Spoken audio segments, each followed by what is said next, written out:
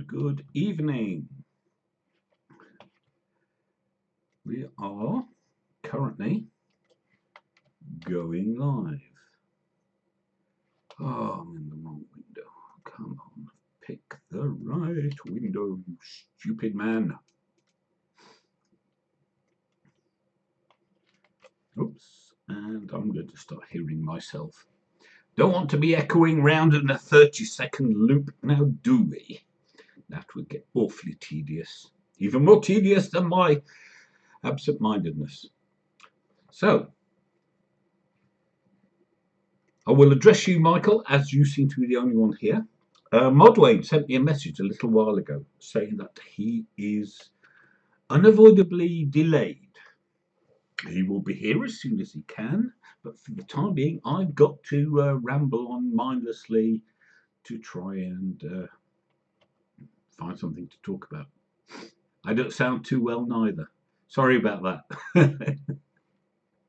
I don't know why I don't sound well. Except for my general condition. Okay, so I have a story to start with, though I think if we start it too soon, no one will know what the hell's going on, because there seems to be you and me, Michael, just the two of us. And no, I'm not going to start that horrible song, because I don't like it, and I can't sing, and I don't know the words. I just know there's a song, just the two of us. Allegedly.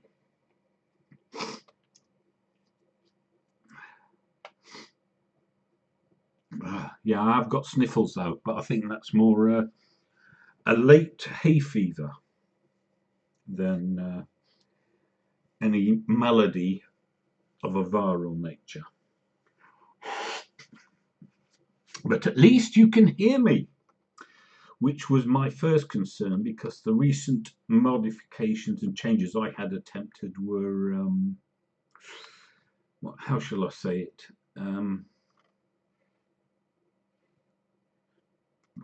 Pardon me, Mr. Burpee, were concerning me.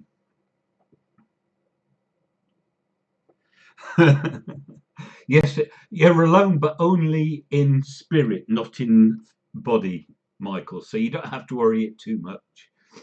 And to be quite honest, I have absolutely no idea if the world knows we're streaming, because on my channel, as my user, I am not being notified of this. So whether we are being throttled, I don't know. Oops, hang on. I brought up the wrong bloody one again. This one. Jesus, pissing wet. Oh yes, it is. 3 minutes ago. I did get notified, even if my stupid browser didn't tell me it had received a.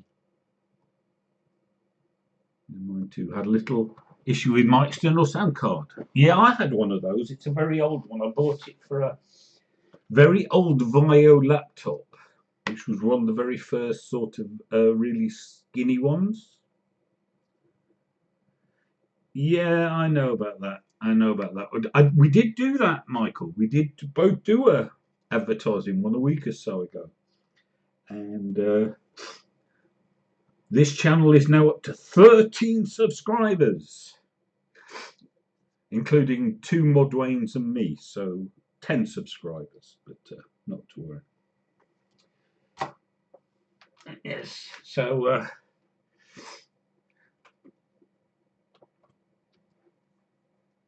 with all the serious stuff going on, I decided to pick on a topic that is a bugbear of mine, but is very timely. That of the unrealistic. Oh, hello. Hi, ludicrous leprechaun. You'll probably see this before you hear this. Oopsie, you here. And Paolo. Hi, Paolo. What's up? It's generally a direction, I think. That's my literal mind for you. This is John going solo just at the minute. We're waiting for Modwain to come home. I have the Hangout open, and anyone, by the way, if anyone would like to join in to save the world, I can provide you with a link to the Hangout. Whether I have the technical competence right now to have the Hangout working, I don't know. But that's another story. I don't know why my does anyone else's stream keep buffering? Because mine does. Buffering like mad. Which then make me go, Virgin, why am I paying you so much for a fibre internet connection when I can't even do a little streaming and then watch the video in another browser? Save the world. Who wants to save the world? Did I say that? I probably got confused. Good, good, good. I'm glad. Well, it doesn't matter. It doesn't matter if it's buffering here because I'm producing the output. That is true, Paolo. It is only relative to a central point of gravitation attraction. Fortunately, we live on a planet where that stays pretty constant over time. Allegedly. It wouldn't let me type sexual or trendy.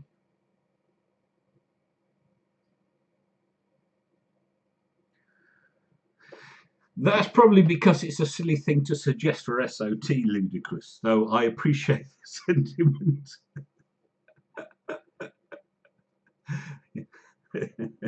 Oh, and the cavalry's arriving. What was his name? Blucher, the Prussian cavalry general who saved the day at Waterloo. But yes. So what I'm going to do now that Modwain's here, gravity is a social construct. Yeah, well, it must be the most successful social construct of all time.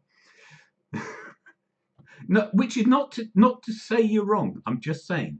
So I'm gonna.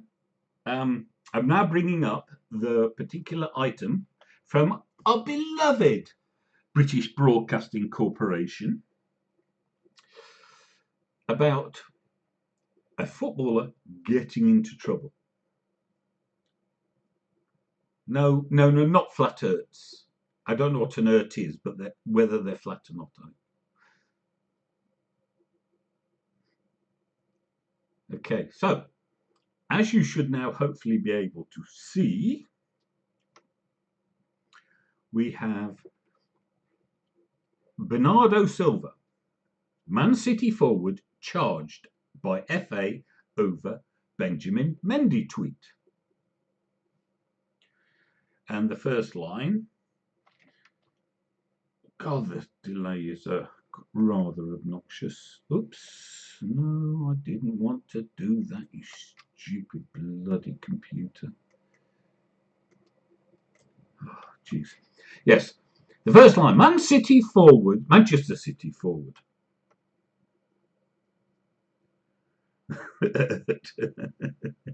yes, has been charged with misconduct by the Football Association over a tweet he sent to teammate Benjamin Mendy. Aha, you think? Well, I did, because I didn't know what was going on. It continues. Silva compared Mendy to the character on a packet of conguitos, a sweet brand available in Spain and Portugal. And as I said, he is Portuguese. The Portugal player, 25, is alleged to have committed an aggravated breach of FA rules as it included reference, expressed or implied, to race and or colour and or ethnic origin. I mean, well. Silva has until the 9th of October to respond. Continues. Silva compared Mendy to the character on a pack. Modwain!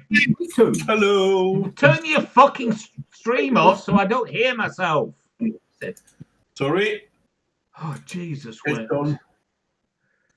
Okay. Can you share your screen? Yes, I can. Oh, I'm sorry. Yes, I can. I will do so right this moment. Thank you. Perfect. Hi there, everyone. Okay. So for my belated arrival. Yes, enter Modwain, enter technical difficulty. You think he'd learn by now? Mute his sound before joining the hangout. But no. You can't teach an old dog new tricks, apparently. And Modwain wants to exemplify this. Not that I'm calling him a dog, but I'm definitely calling him old. I have no problem with all of that. Good. Okay, so anyway, as I was rudely interrupted, the post was published on at 12:44 BST. BST is British summertime, which is the time of the United Kingdom and Portugal and associated region of the world. On 22nd of September, and then it says, but was deleted at 13:30, so a whole 46 minutes later. Silver later tweeted, can't even joke with a friend these days. See, the first time it actually says, puts any context on this. The FA subsequently contacted City for their observations, while Silver has written to the governing body to say he regrets the fact his social media post may have unintentionally caused offence. Anti-discrimination charity Kick It Out criticised the post and urged the FA to act, adding that racist stereotypes are never acceptable as banter. In a statement on Wednesday, the FA said Silver's activity is alleged to have been insulting and or improper and or brought the game into disrepute. Silver has been repeatedly defended by Manchester City manager Pep Guardiola, who said it would be a mistake to punish his playmaker for the tweet. And way down here, Mendy, the person to whom the tweet was sent and the comparison was made, has written in support of Silver, saying he did not take offence at the tweet. Good of the BBC not to put that as the first fucking thing, because that's what they should have done. Now, so, hi Sam. Well, they would have put it as first. Sorry? Because if they would have put that as first, they wouldn't have had an article at all. Yeah, I know, but no, and this is my point. So, okay, this is a photograph of the two of them. On the left is Benjamin Mendy. On the right is Bernardo Silva. As it pointed out somewhere or other, they were teammates at a previous club prior to being teammates now at Manchester City, and they are good friends. This is the context. This is why Bernardo Silva says you can't even make a joke with a friend anymore. Because it's the sort of thing people do all the time with their friends. Yeah. And yet they want to charge him with bringing football into disrepute. Quite what a tweet has to do with sport, I don't know. Maybe there's a broader expansion of football now, so that it's also played via tweets as well as kicking a ball on a pitch. I don't know. Yeah, but they're in the same team, aren't they? Yeah, and they're friends. This is the point. So you joke with a friend, he doesn't care, and yet the perpetually outraged and upset want to charge him with it and say it's unacceptable to make these sorts of things as banter. Don't they know what fucking banter is? Of course they don't. Of course they don't. And it's like, how can they? But the trouble is this, right? So I read all the time that, you know, such and such a prominent black player gets racist abuse on the Twitter. Okay.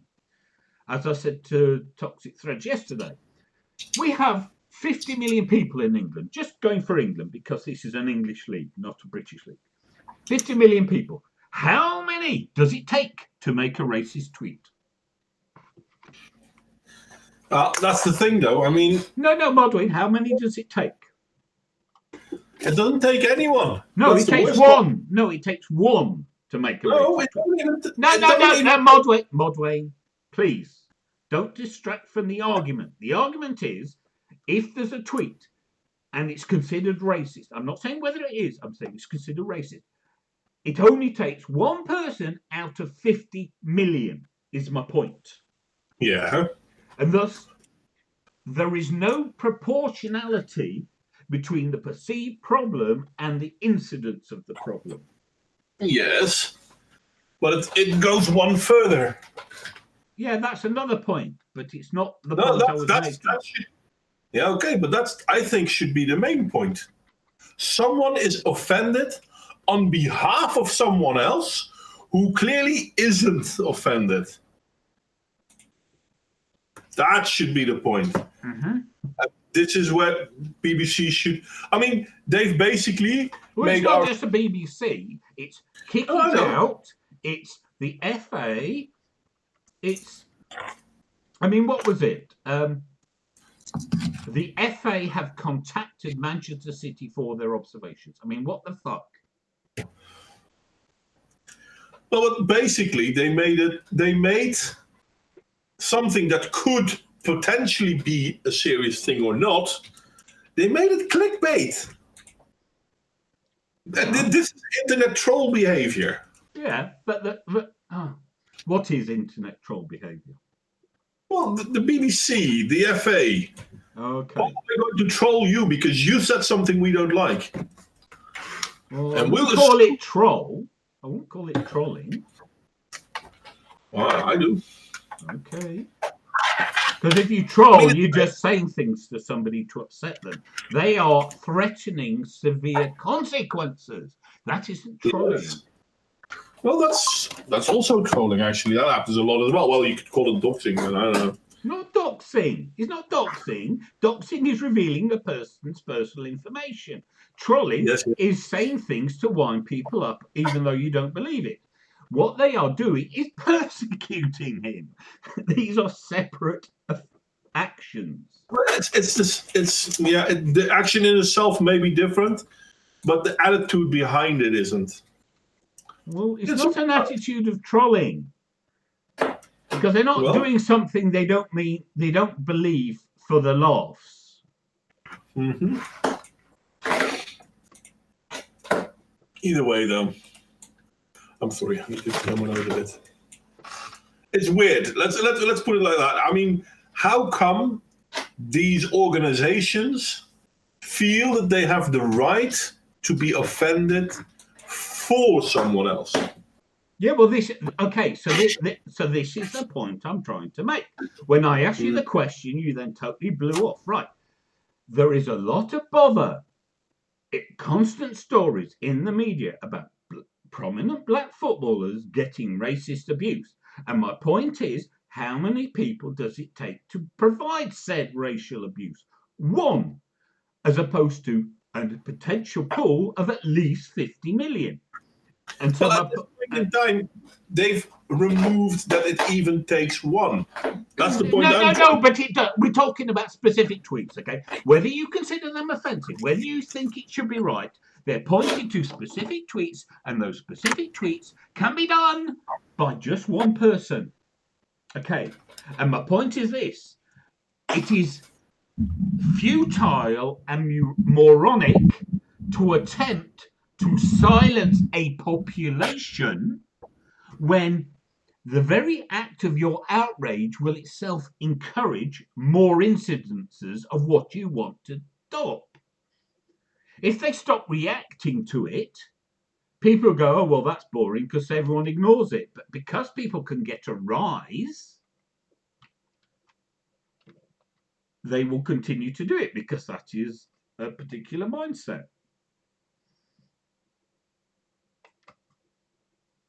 And he's gone quiet.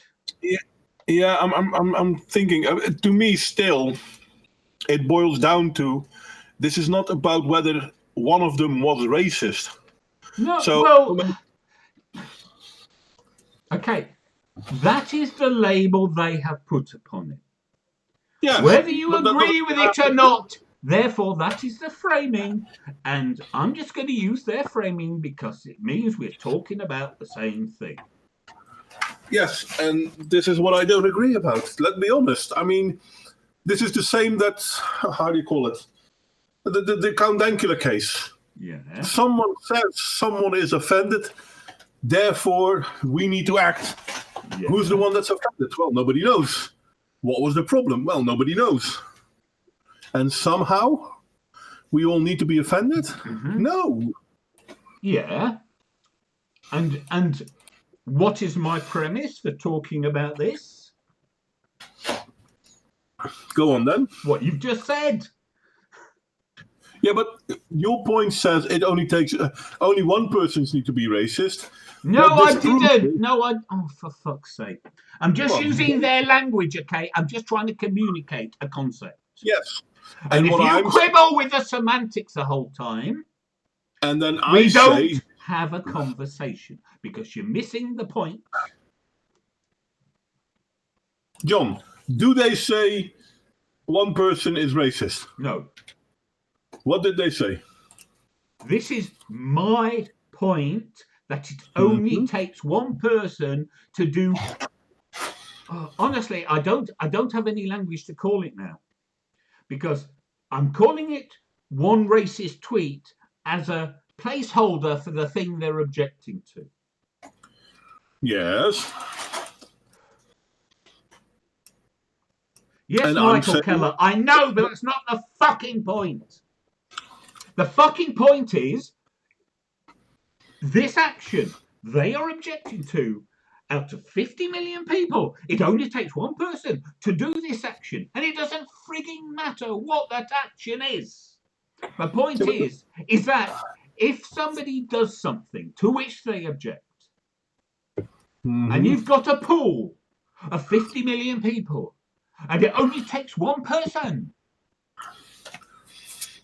But what this proves is that you don't even need one person.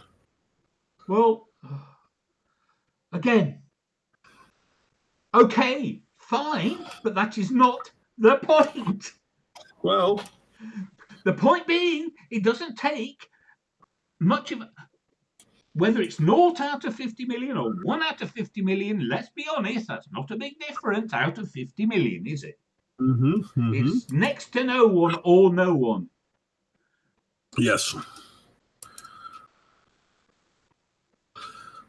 The problem is, if it's indeed no one, then there is no way you can do right. I mean, if they have at least one, you could say, you know what? Oh, for goodness sake. So now you're switching back the argument. I don't know where you're going with this, honestly. Then let me finish my argument and maybe you'll figure out where I'm going. If it is actually one, then you can say, you know what? Maybe that one person is bad, but it's only 1 out of 50 million. Whatever. No, yeah, 1 out of 50, 1 out of 50 million. It's a phenomenal difference. I said 1 out of 50 million. I did say million, John. Come on. I did say it. Sorry, The point is, they're making a whole lot of noise, and it's not even 1 out of 50 million. In other words, there is no way to avoid the perpetually triggered. So maybe we should just ignore them altogether. Yes, which was a point I made 10 minutes ago.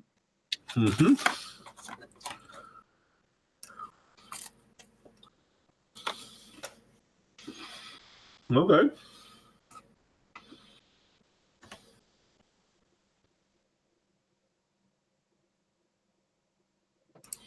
Hi there, Nick, and hi there, everyone else, by the way. Sorry that I was a bit late. Shit happened at work. Why can't you eat peanuts, Nick? He could be allergic. True that. That's possible. My son's allergic.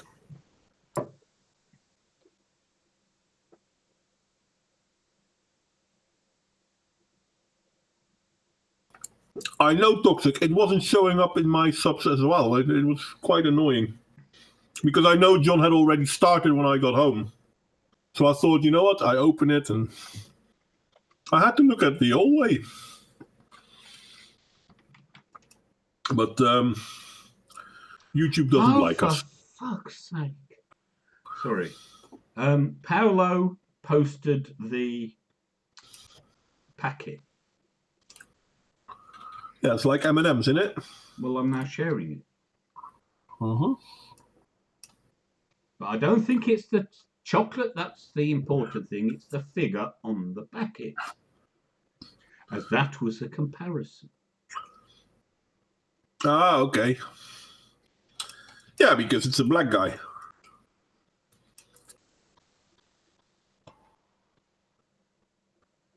It's a bold black guy. Maybe that's it. I don't know. Well, no, we've seen the picture. The picture is this guy, and he has hair, as you can see. Ah.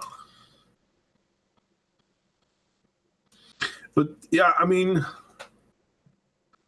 Calimero is slang for crybaby, indeed. It's a non-story, no matter which way you push it. Except it isn't a non-story. This is my point. No, because they are perpetually publishing news about a torrent of racist abuse on Twitter. And I'm trying to get at the fact that it only takes a tiny number of people, even if it really is racist abuse. And I know this one isn't, but even if it really were, it still only takes a tiny proportion. And therefore, trying to stop the public using Twitter in a way that they themselves are guaranteeing to perpetuate. But that's the whole point. It doesn't matter what people do; they will already call out something. But even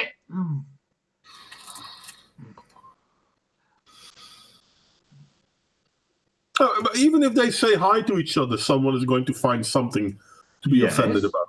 But that isn't the point. That is a different point. We're not talking about the perpetually outraged. We're saying that the action and their reaction and their attitude is counterproductive to their stated aims. Mm-hmm. That is the point I am trying to make. No, I'm not sure if it will actually be counterproductive. How many people will read this? How did I not just say that the reason people do this is because it gets a reaction. That is what a troll is. Those are your trolls, the people who make the racist tweets. Don't have to be racist. They just do it to get a reaction or to upset the player of an opposition team. Yes. And therefore, by spreading the outrage, the outraged actually perpetuate the incidence of it. If they just ignored it, people would stop because it would become boring. But in this case, there is actually not really anything because the two of them... Whether this is a case or not... Let me finish my sentence, please. I would so much like to finish my sentence. The point is not whether they did something wrong. The point is that the BBC is trying to make it as if they did something wrong. And because of that, more and more people will start believing what the BBC is saying. It's just another push of social justice, so to speak. It's not based on what's actually happening. It's what you're supposed to be thinking or how you're supposed to be feeling. It's just another form of mind control. I think that's the issue.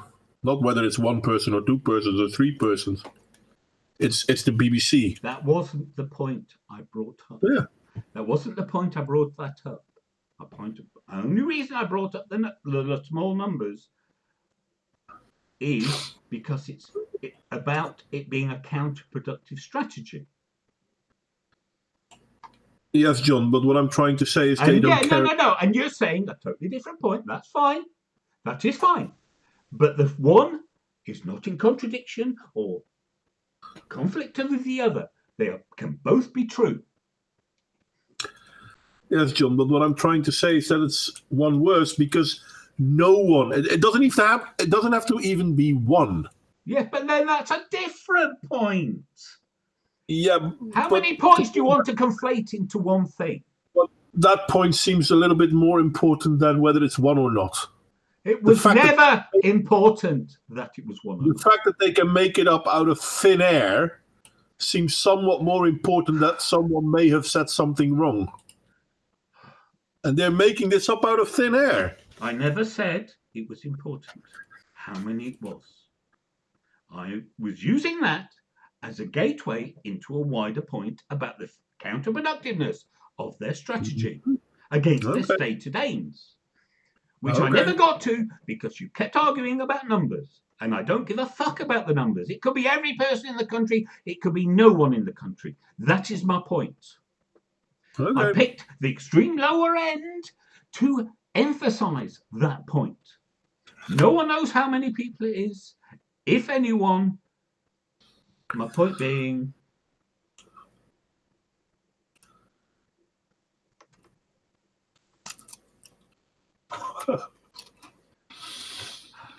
nice one, Ludicrous.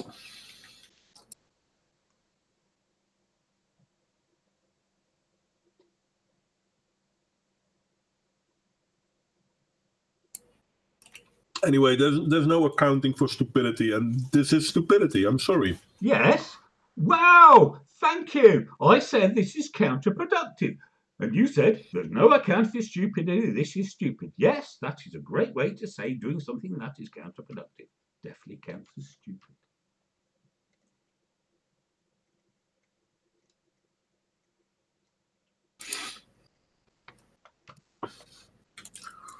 Okay.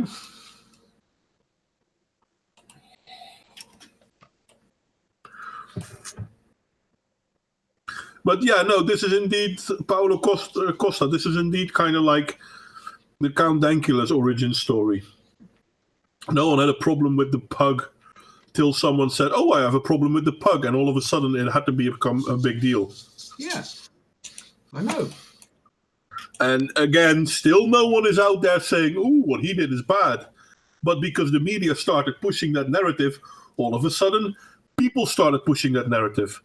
People who never agreed with any of it now all of a sudden agree that Count Dankula, what Count Dankula did, yeah, no, that was really the worst. What did he do? He made a dog lift its paw.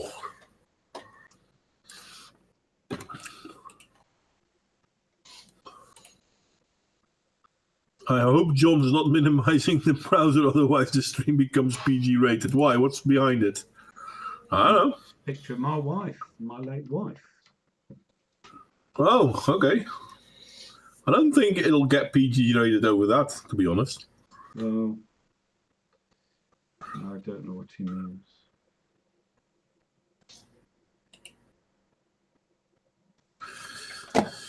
I'm sorry, I had nothing prepared. I was working. I was at work trying to fix up something, and yeah, nothing untoward happened, but something happened which costs a lot of time. Sometimes you have to work for your money. So unfair. Oh, this is interesting, by the way.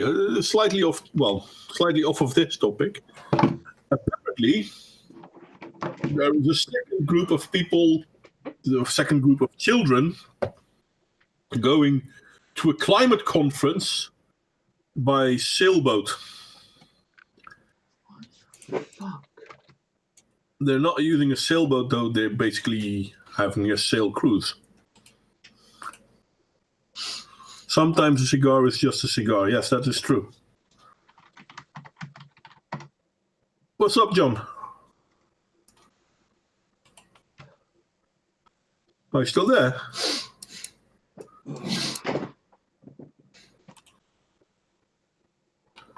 John?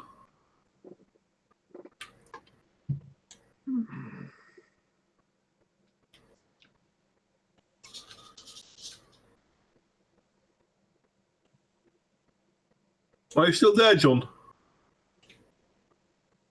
Oh. Now I don't know what's going on. I think I can still hear him.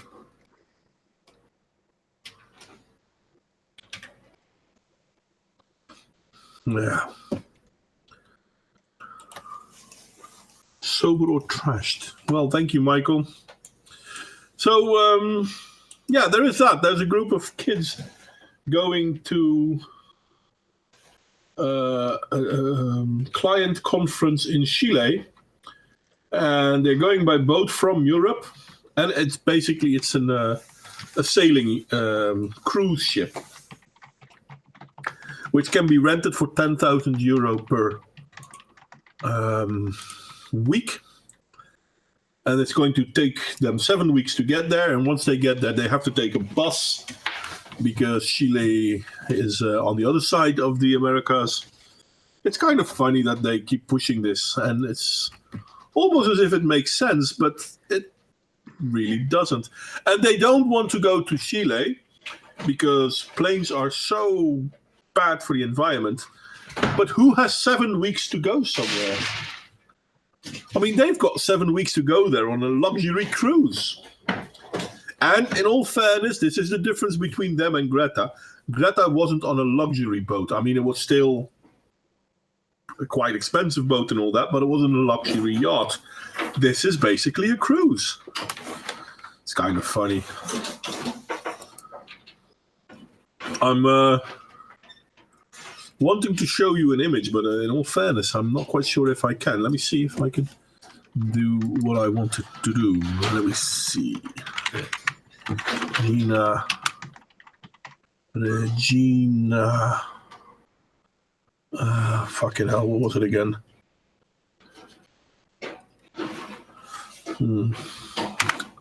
Let's see if I can find something like that. No, I can't.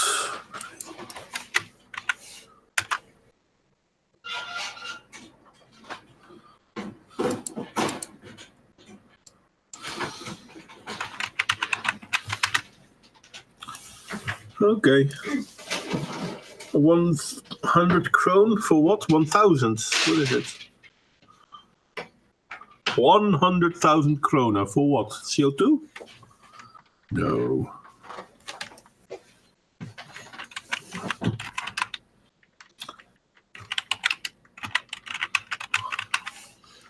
Okay, let me see. I can't find what I'm looking for.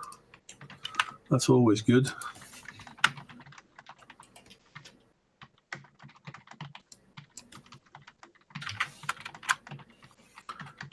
Well, that's another thing. I mean, it's costing 10,000 per week. But no one knows, or at least I haven't been privy to who's paying for it.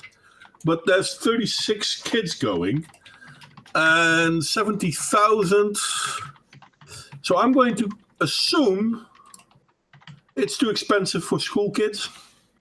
Now, there are some people who are older that go along with them because they can then talk about what's going on with the environment and whatnot, because somehow that makes sense.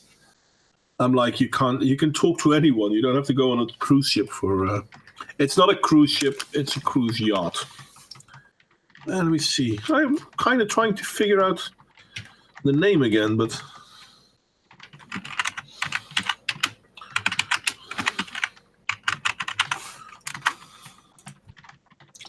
where are you? Where are you? Nope, that's not it.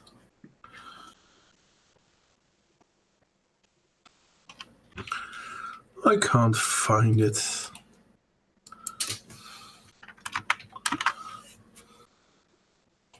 Okay, you know what? I'm going to take the easy route to figure out.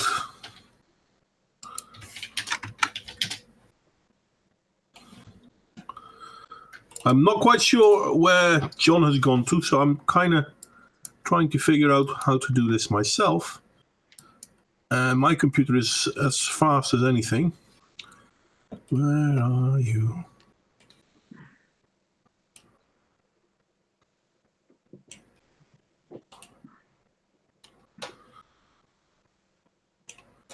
Oh, this is really weird. There you are. Regina Maris. I got the name now. There we go.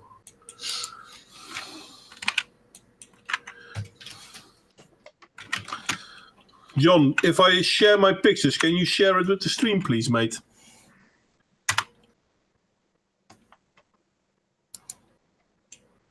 John? I'm not quite sure, but it seems that we've lost John. Which is a shame, but there's not much I can do from this end.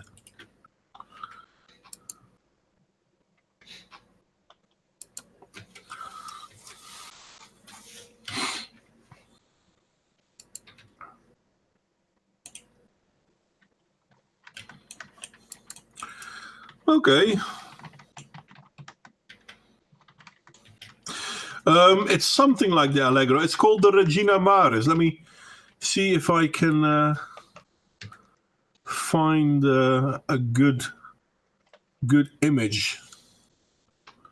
I should be able to, but that's not it. I think I found it. No, I didn't. Bloody hell. Okay. It's always fun to look for things that you can't find. This one. Yep, this is the one. Okay, guys. I'm going to link it in the chat because I can't find it anywhere else. There you go. I linked to the Regina Maris. Okay, let me see if I can do this right then. I'm sorry, John. I forgot to share it, apparently. Here we go. There you go. I should share it now.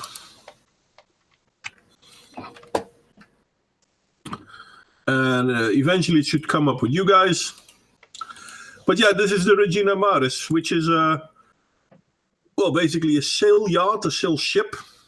It's a how do you call it? A tall sail ship, tall boat. It's a 3-master schooner. Don't know what that means. But yeah, for a cruise, it's up to 36 people, and there's 36 people going. What a surprise. So yeah, I mean, they're passengers on a cruise yacht. Sail yacht. I'm sorry, what did I hear? Am I giving sound back now? Hey, there is Toxic. That was my fault, totally, bro. I was trying to get on. The only way for me to get on using my phone is I need to link it through Twitter. And so now I'm going to have to send the link to Twitter to get it to my phone so that I can be on it. I don't know why, but like Facebook and YouTube have some kind of weird battle going on. I don't know what it is, but the lack of communication and links is ridiculous. And now Microsoft is getting involved as well. So there you go. There you have it. And yes, it has to. Sorry, going to respond to Paolo. Yes, it has 2 diesel generators for power, and it has a different engine altogether to be able to be sailing when there's no wind. So trust me, this is not CO2 neutral. It's a nice ship to look at, though. It really is. Which, in all fairness, you rent it for €10,000 a week, so it's actually a luxury. They have everything in there: Wi-Fi, television, everything. Anyway, you wanted to say something. Go on. Sorry. Oh, nothing. I was just coming on to help. So what is the topic? What is the topic? You guys keep talking about the same things over and over again. So I thought we could liven it up, right? We already know that the globalist agenda is to usher in the new communism through the children. Blessed Yeah. be the children. Well, But that's there. I don't think it'll work. I mean, the fact is, George Soros has now been kicked out of 9 countries. Mm-hmm. So he's in charge of the open borders. People are catching on to the NGOs. I think if we just keep exposing them one at a time, we might actually get to a point where we don't have to worry about it anymore, where it'll go by the wayside. At least it's not something to worry too strongly about. I sincerely hope so. And yes, Paolo, the ship is faster on sails. But 12 or 9 knots, the difference isn't that big. Yeah, my phone just absolutely does not want to do it. It's like ridiculous. All these technologies, and you would think that maybe if I... So you can't see what I'm showing. Oh, actually I can. That's a lovely picture. That's their sailboat. Yeah, that's the sail yacht that a group of 36 climate activists is taking to Chile. Funny enough, they're not taking the boat to Chile because they're going to disembark, I think, in Argentina and then take the bus to Chile. And this sailboat will go to Morocco and Tenerife before it gets to Argentina. So it's really a cruise holiday thingy.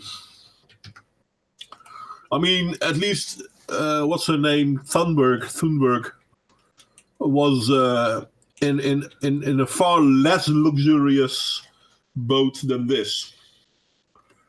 But then again, she had a large crew of people taking care of her. Well, who really cares? Because you have all the people that are flying around on their jets. Nobody cares. They just buy into the propaganda. The government gets what they want, and we all just continue to allow them to do it.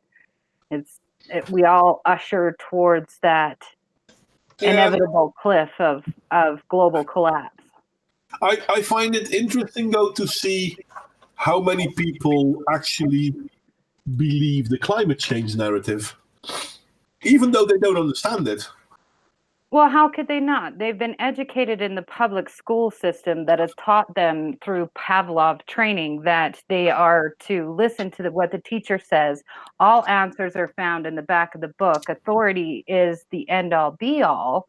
So if an authoritarian tells them climate change is real, it doesn't matter. They believe it's real. It's like it's the religions in the 1300s during the Dark Ages. That's all it is.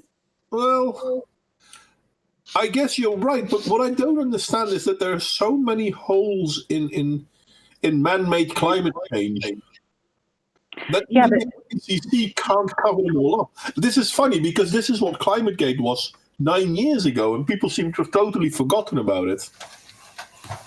Well, and that is what kills me about that part. But then we have to remember that most people are kept tired, and they're working, they're not paying attention, and we're so polarized at this point in time that even if one side hates the other side so much that they're not going to hear them out.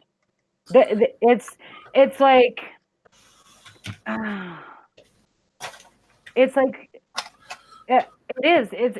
a religion. That part, like, but then no matter how many times are kept tired, you could pit a Mormon against a Hindu, not paying attention, and you could go round and round, so polarized at this point. But neither one of them, if they're being led by a belief system, they're not going to change their mind ever. Yeah. Yeah, and it's scary because I made a video on my own channel talking about the lies of climate change, and I invited some people to come and talk, and someone did, and it's interesting to see them bringing back points that have been debunked. I mean, the whole idea of climate change being real, I don't get it. Now, there's someone who made an interesting argument, saying that people who now believe in climate change actually believe in that the Earth is warming itself, which I have to really look into because I'm not sure if that's true. But if that is true, that's particularly stupid. Let's be honest. There's only one source of heat in this solar system, and Earth isn't that one. Well, and I agree. I mean, we can agree all day long, but that doesn't get to the crux of the problem. The crux of the problem is that they believe it's real. And it goes back to, I was telling this to John. So, meat bags, right? So you got your meat bags, and they're atheists, right? So all the atheists look at believers, and the atheists, so they're giving the believers all this information, and the believer isn't going to change their mind because it's not based on facts, it's based off of a belief, which is a feeling on the inside. And so because they've been so hardwired, it doesn't matter what you say to them, they're not going to believe you as long as one authority is telling them that it's true. They're going to continue believing. It's the old saying, what logical argument are you going to give to a person that doesn't value logic and reason? You have college students now that say that logic and reason is a social construct made up by white men to oppress women and people of color. Yeah. That's literally what we're up against. And until we figure out a way to open the dialogue, it's going to keep going until people, I don't know. I find it difficult, though. I mean, in so far, there's a YouTuber, I forgot his name. I follow him. Rather, I'm subscribed to him. I don't really follow him, but I'm subscribed to him. And he is a flat earther. Well, okay, you can be that. I don't care. I didn't know he was a flat earther. I don't mind he is. But at some point he said, if you don't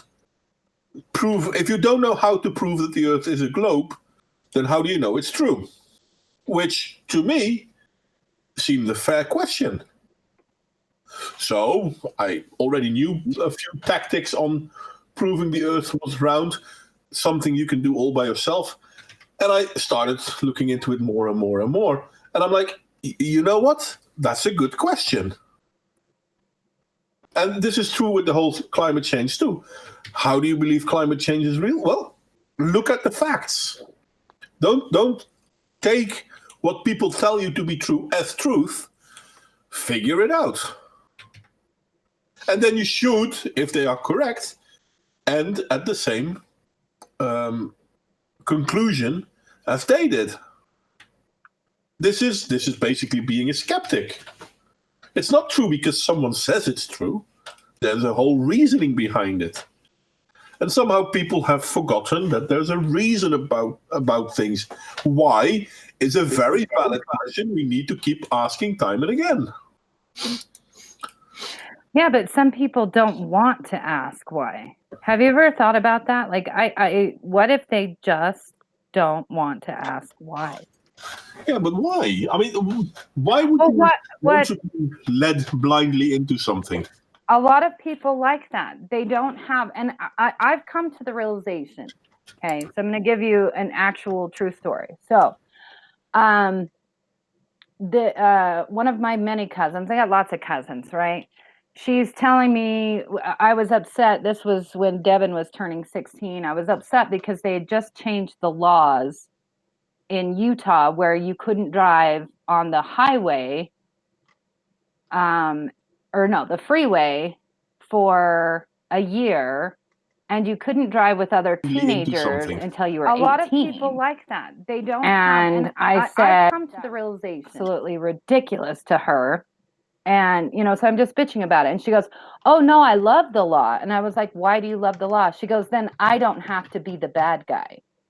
So there's people out there that genuinely don't want control over their life. Hello? Did anyone hear Yeah, that? I'm sorry. Yeah. I'm sorry. Oh, good. I'm glad you heard that. But the question then becomes, what percentage of people are simply followers that they genuinely do not want to know? They just want to exist. That's actually a very good question. And I read an article, a study. I think it was a study not too long ago that claims that the reason why the West is in its current predicament is because people can't deal with freedom. Which makes sense. It's basically the same what you say. It's easier if there is someone else I can blame. It's easier if I can say someone else has to think for me. Yeah, and that's what's scary, and that's what's sad. So this whole time, right? Think about it this way. This whole time, we've been taught that democracy is two wolves and a sheep deciding what's for dinner. No, no. It's 10 sheeps, one wolf, and one coyote deciding who's going to be the leader. And all the sheep are going to vote in the damn wolf. Like, it's not even the wolf that's the problem, even though he is the problem, but it's literally until he is voted in by the sheep, he's not a problem. Yeah.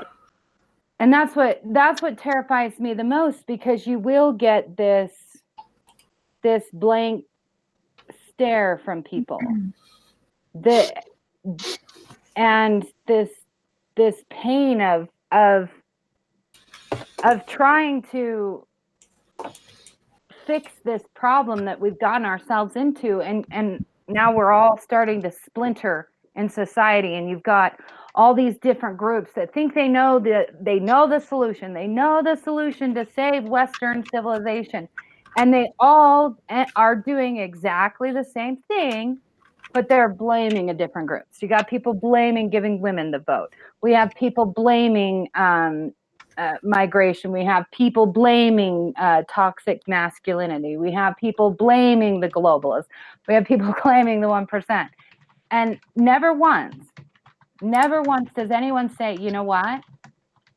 We are the government. We are the police officers. We are the builders. We are the teachers. We are society. So until we figure out a way to fix we are always going to be fucked by having a fucking wolf passing all the laws and subjugating us over and over and over again. Yeah, I think you make a good point there. It's yeah. The thing that I find scary though is not so much that this is happening. I mean, okay, this is happening, we know. Yeah. What I find so scary is, and I'm trying to remember where the quote came from. It's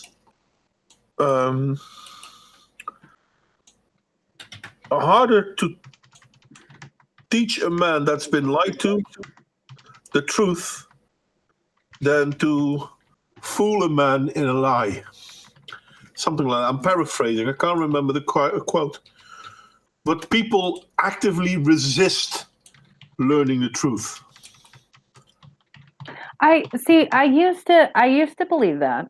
I used to believe it. And maybe it's like, and here's the problem, right? If we really think about what the problem is. So you are trying to figure this out. I'm trying to figure this out. John's trying to figure this out. Everybody in our audience right now is trying to figure it out. But then we come from a place of our own personal perspective. So I used to be so gung-ho on a particular subject, and it changed instantly. Like, it was instant. When I was given the truth, it was like an instant thing. And I keep wondering if perhaps it's not that people don't refuse the truth. It's perhaps they need to be shown. So if there's 30 facts and you give them 29, it may be that 30th one that actually would have woken them up. Maybe. kind of like you're driving in a car and you're kind of brain dead and you don't tend to wake up, you're on autopilot and then you almost get hit and then you're like wide awake.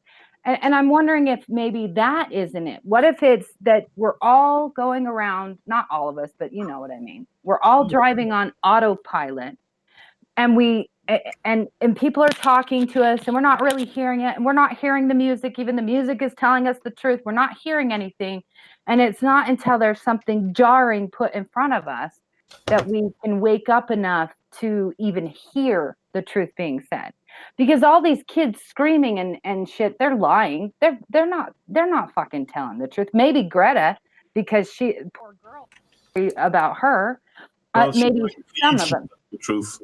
Well, it's like some of the kids, but the majority of them don't. They had a day off of school. They're being sarcastic. I bet half of them are just pretending because they think it's so fucking stupid. I've watched videos of Generation Z do assemblies where a boy will stand up and he'll do his Me Too moment where he's telling a story about being raped, and then he incorporates a funny meme inside of that, but all the students stay serious, and then they clap politely, and all the kids wait until after the assembly over, and then they crack up laughing. So it could be that. I genuinely think that when you go, everybody remember in high school how all of us were split up into different groups, and the popular kids, everybody followed into them, but they didn't really believe them. They just happened to like say, okay, you're the popular cool kid, we'll pick your song, but they didn't really believe it. So now the adults, those are the problems, because it's the adults that believe it. Well, that's true too, but I'm not quite sure because, I'm not sure. Maybe that says something about me and the ones that I hung around with. But we never believed what we were told. It's not that we don't want to believe; we want to know for sure. This is probably why I always had a problem with math, for example. I want to understand math. I don't want to know math. I want to understand it. Now, if you know the formulas, it's easy enough to do the calculations. I want to know why this formula works, which made it a little bit harder for me. And I'm not that great at math as well, so that didn't help. But this is something that I had with the people I hung around with. The truth was only true because we could understand it. If we can't understand it, then there's reason for doubt. Oh my God, Modwain, maybe you just stumbled upon something here. So, with your math analogy, so it was only brought in for 1 year, this geometry that they introduced, and they had to pull it back out of our school system. And I don't know if it was statewide, but it was or countrywide. It was definitely in Utah. So 1 year, Devin is, I think she's a sophomore, so it's only the 1 year. 1 year. It was geometry, and they had used it in Russia for a long time, but nobody could pass it. So what it entailed is every single step that you took, and it was advanced geometry, so it was closer to trigonometry, but it was still geometry. So every step that you took, you had to give the proof, give the theory, and then behind the theory, how the theory worked, so that they had this really deep understanding. So by the end of one problem, you understand that one problem to a T. But everybody flunked except for my daughter. And the only reason my daughter didn't flunk is because I'd already graduated as a chemistry major and I'd already taken this math class, so I already knew it, right? And there was no way that these kids were going to be able to learn that when they're just coming into it. So maybe it's not them wanting to understand. Maybe they can't understand. No, I'm not so sure if that. You know, when we're talking about trigonometry, maybe I can understand that somewhat because I have a problem understanding. And my maths teacher also, he always said, when you do a calculation, I want you to see the formula you're using, how you're using it. I want to see all of that. And then even if the end result is wrong, because you calculated it wrong, but the formula and the steps in between are all right, I'm still going to reward you for that, because that means you understand it. But you can make a mistake. I mean, it's not that if you have the whole thing done and one thing is wrong, therefore all is wrong, which made sense. Well, yeah, but that's what I'm saying is, so right now, you hear it parroted over and over again that the science is settled. The science is settled. They're living under fear. There's many things. There's things in society. There's many things in society that people are sold on and will not even deign to question it. They will not even allow themselves to be lowered to discussing it. It's the same thing. It's not as though it's that complicated, but the fact is that they're not going to lower themselves to even entertain the other person's side. Yeah, well, this is something. It's like, are you going to? Well, here's the way to look at it. Okay, so let's say that it has to be something big, something totally different from another. Okay, so you're a Buddhist. You're a Buddhist, and they have you say that you got to go live in the Muslim world. The Muslim perfect, and here's all the proof of it. And there's no way they're going to go and entertain that, especially if it's in a particular part of the world. These Buddhists, there's no way in hell that they're going to even step in and try to talk to the Muslim religion. In all fairness, Buddhism in this case is a very wrong example, because no, the hard way. Well, but that's the thing is that these kids don't know anything. Mm-hmm. The climate, every time there's a problem with climate, people freak the fuck out. And that's why this was picked as the way to usher in globalism, because people freak the fuck out. You have one tornado and that's all it takes for them to go, oh shit, we're going to die. Or you have the big tsunami. Oh shit, we're going to die. I mean, that's why they picked this, because every huge act of weather that is natural, doesn't matter that it's natural, people freak out and they are going to cling on to it. That's why it was a perfect thing for the globalists to use as propaganda to instill and usher in the agenda, the UN agenda, 2020, 2030, whatever, global takeover, and it's working because I'm telling you, it's the weather. They go out, they see something horrible, and then they're like, oh shit, oh my God, it's true. Yeah, but you're giving people too much credit, Modwain, is what I think. Maybe too much credit. Maybe, but I'm listen, I don't think I'm that smart. I really don't think I'm that smart. I don't think questioning has nothing to do with intelligence. It's most certainly an aspect of it, intelligence. Think of 5-year-olds. 5-year-olds are more intuitive than even adults. 5-year-olds will incessantly ask why. And maybe that's another key to why we're all brainwashed, because too many parents beat that why out of kids. They don't take the time. That is true. I actually started writing a book on the topic, but I have a hard time finishing it. But no, that's true. There are several why phases in our life, and people only know toddler puberty. So when kids are like 3 to 5, when they ask why, people know that one as a why phase. And a lot of people think that's the only why phase we go through. But even as adults, we still have why phases. Every time you start at a new job, you go through a why phase. Yeah. But people don't recognize this. And I don't understand why. You also go through a why phase during that last part of adolescence. So that complete hormone brain change. But again, that might be maybe they're just afraid to ask why. But this is true. This is true. We are teaching our children not to ask why.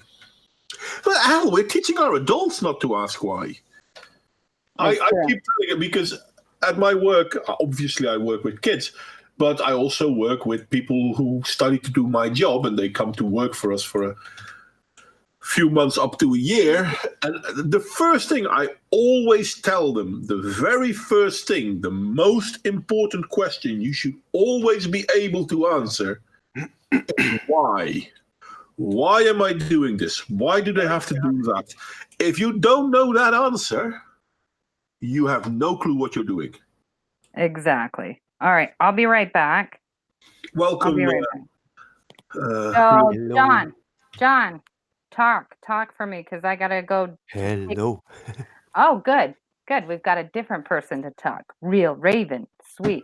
You invited me. I don't know what this is about.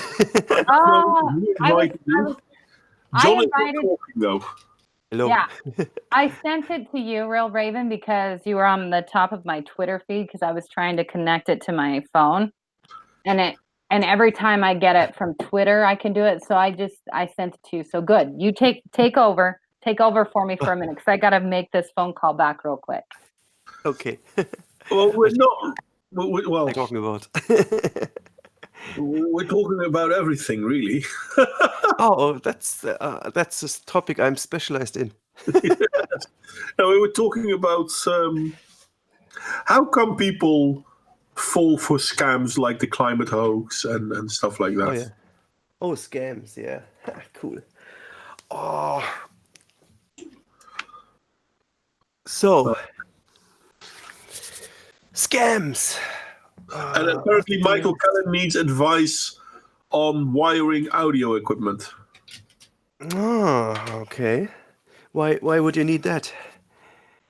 I don't know. You should ask him, not me. Oh, Ken needs the advice, not you. Michael Keller. No, not me. Michael. Oh, yeah. I need to open the thing so I can see the chat. 1 sec. One moment. A bit fried because I was doing a mix prep all day. Big, long live gig, so 1 hour and 10 minutes. You wouldn't believe how long it takes to go through 1 hour and 10 minutes. You'd think you could do it an hour, you know. Okay. But it's not possible. Let me see. It's funny because it's like 25, the live gig recorded on 24 tracks. So it's basically 24 tracks you have to scrutinize, and that makes it a little bit tricky. And there was 2 drummers as well, so 2 drum kits. Okay, now let's see. Mm-hmm. It's so silent. Is John not there? No, John is not there. I think his icon is there. Yeah, because he's the one running the stream. Because I came late, and we got heat at the beginning of the stream. So I think John is taking 5. All right. Okay, that's good. Let me see. I'll tell you what's on the. If it's everything, then we should have lots of. Oh. No, but okay, ludicrous. Toxic and I were talking about how come people have so much problems to let go of their preconceptions. It's hard when you're told by anybody what's right. It's very hard to think in different circles or in different bahnen. I don't know what the English word is. To get off the track, so to say. Yes. And it's weird because I don't know, because it hurts. I guess. Cognitive dissonance. It hurts. It's strange because I'm trying to go back to mainstream media and try not to be judgmental about it. It's very hard, So it goes black pilled, not even red pilled, but black pilled. It's very hard to see any information without like being cynicist, it's terrible, really. But why is it hard to see information without being cynical? What makes it difficult? Because Just, I mean, the thing that I upsets guess me. it's like that, you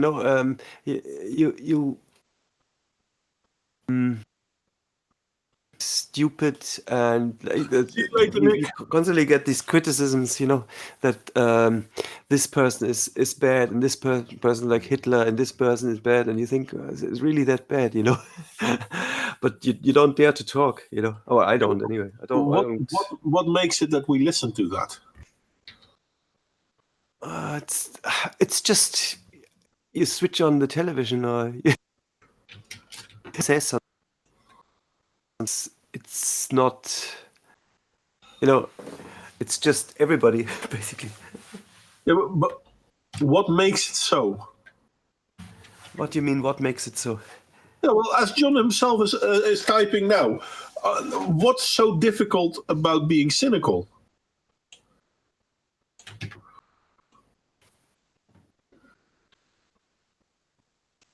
What's difficult to say? Okay, you know what? I hear this. I have to check it. Even if it's. I mean, I've often, for example, on Minds, I see posts and I'm like, okay, this could be true. I have to look into it. Yeah. Even from people I trust, I still have to look into it. And Yeah. if I looked into it a few times and maybe I've seen something that agrees with it or not, then yeah, okay, so be it. But it's not that I blindly accept that something is the way it is because someone who I trust says so. Yeah. Well, when it's facts, when it's that's okay, then it's easy enough. It's more like if it's judgments, I think, then it gets tricky. When you I guess it's if you know certain things, then for instance, for me it's very hard to accept that somebody else believes in the wage gaps and and says it's still bad, and that it's a contentious issue, So I mean, okay, let's take something like the wage gap. How is it possible that people still believe in it? I mean, we are so clearly being lied to. Hell, even I think I'd say it's probably one women feel undervalued, because being undervalued has nothing to do and with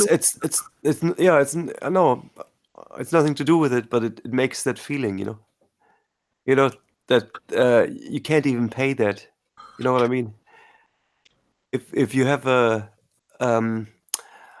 wife or a mother raising your children, that's something you can't really pay in money anyway. It's very hard to to acknowledge that, Yeah, and it's more of a personal thing, I think I don't think that most women have this feeling. Oh, we're being shortchanged in form of money, Well, I don't think that's that. I mean, that's just feminists kind of channel it that way. That's you have to be but paid in money. I don't think it's just feminists. Hell, even Barack Obama claimed that it was true. Yeah, I mean which to me is beyond stupid because other than being a president, he's also a lawyer and he knows that the laws are not allowing it. So if he knows it's true, why didn't he do something about it? I think he's just playing the alpha male. He's always like surrounded with tons of women, and I think it just elevates his status. So I think that's purely selfish reasons, to be honest with him. Yeah, I don't think that there's much. But why? There's much. Why do people fall for it? I'm sorry, John. What did you say? Yeah, I'm not sure.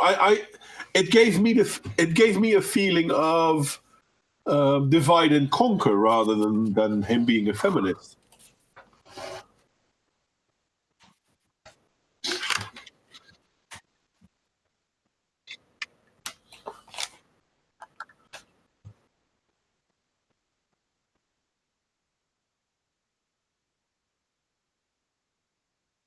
Never. Yeah, Yeah. It's so someone funny. will never get.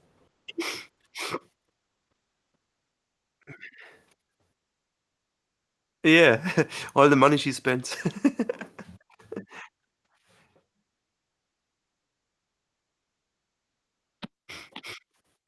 Yeah.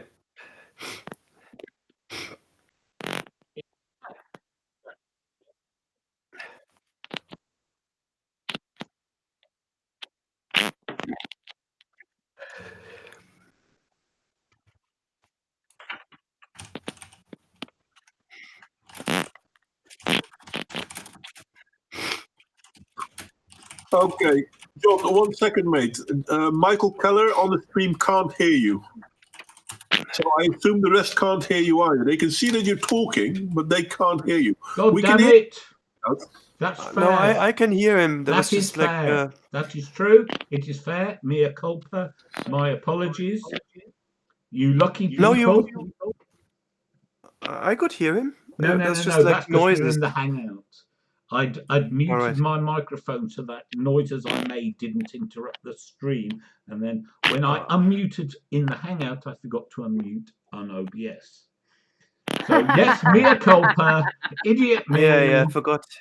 Idiot me. John is hosting it. So, John, have you trouble with your So, hardware, with your microphone? Boomer, idiot. No. Yes, No. I will claim to be all They these can things. hear him now. I am all these They things. can hear him now.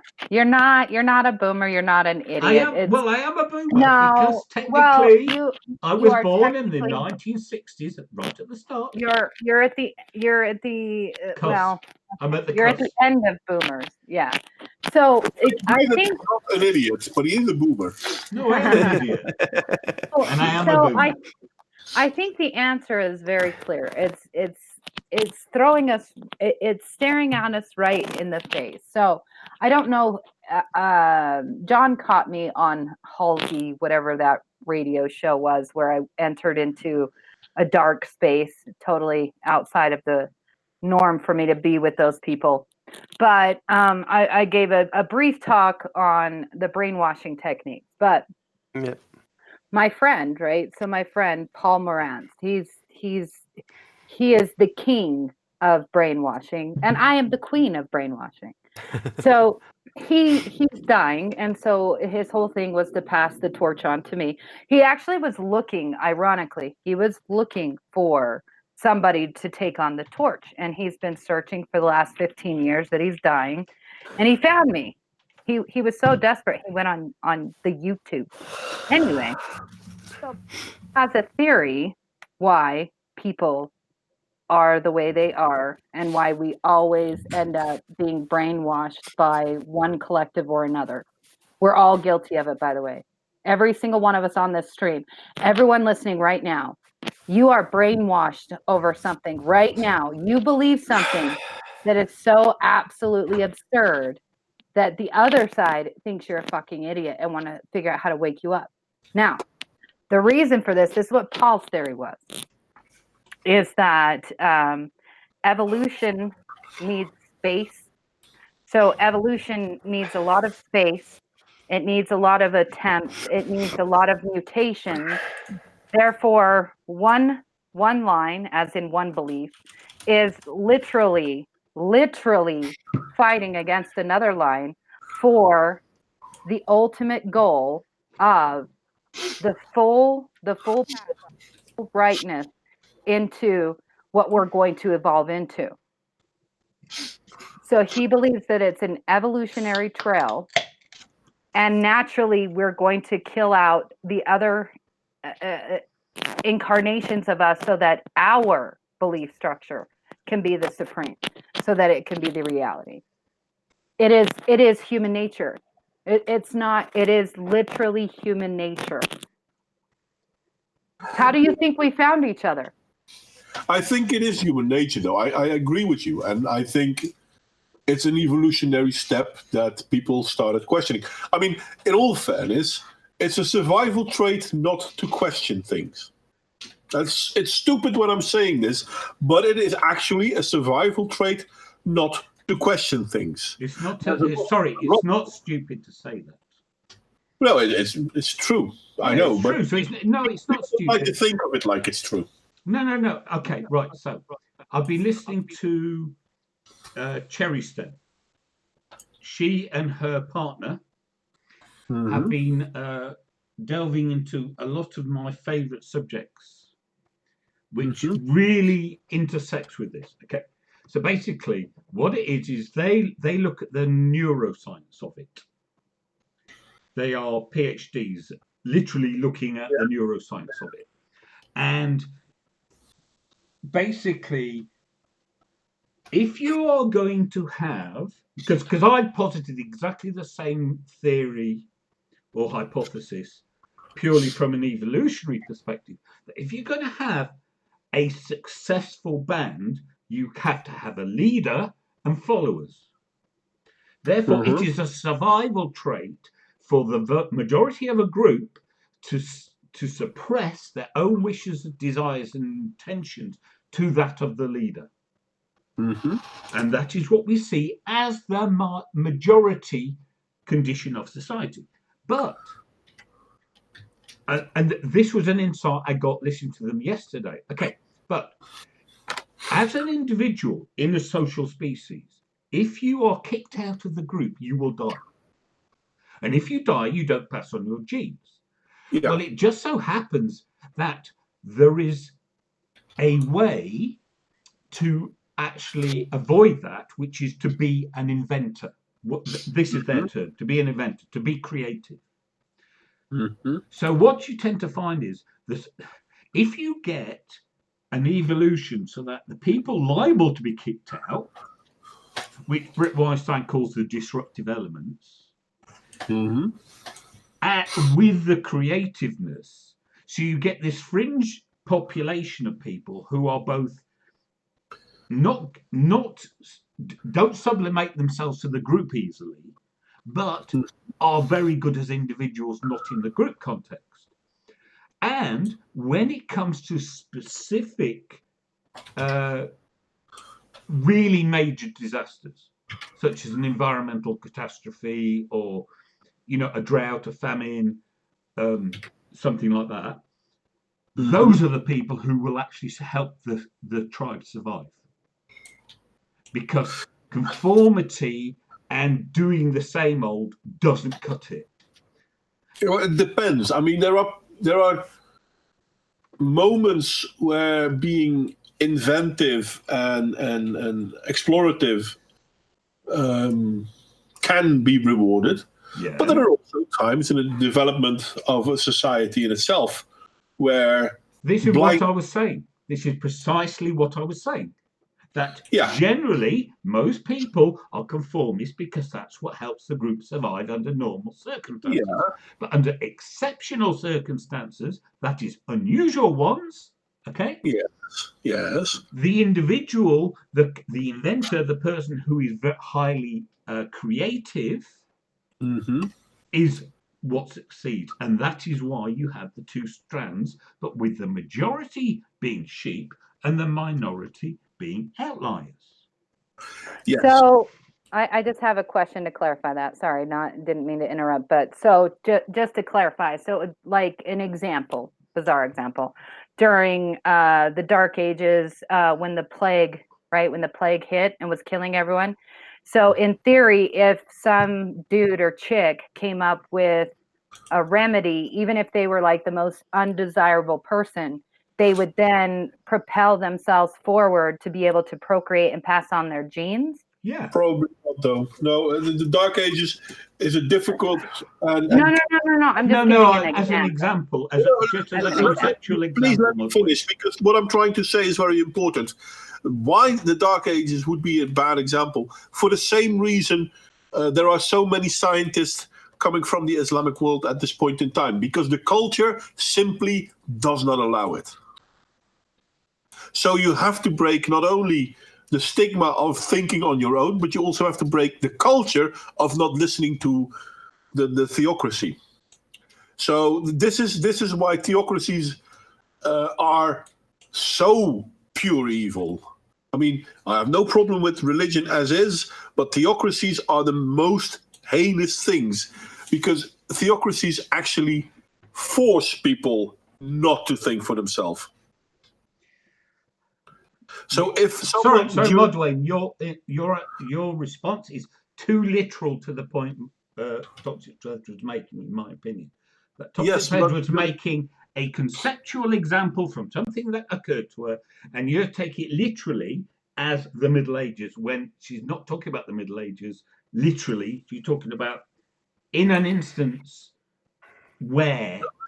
And I understand, but in certain situations, coming with new ideas will drive society forward and will secure you a spot in it. But during certain times, this will not. Fine, okay, but that wasn't her point. Okay, well, wait.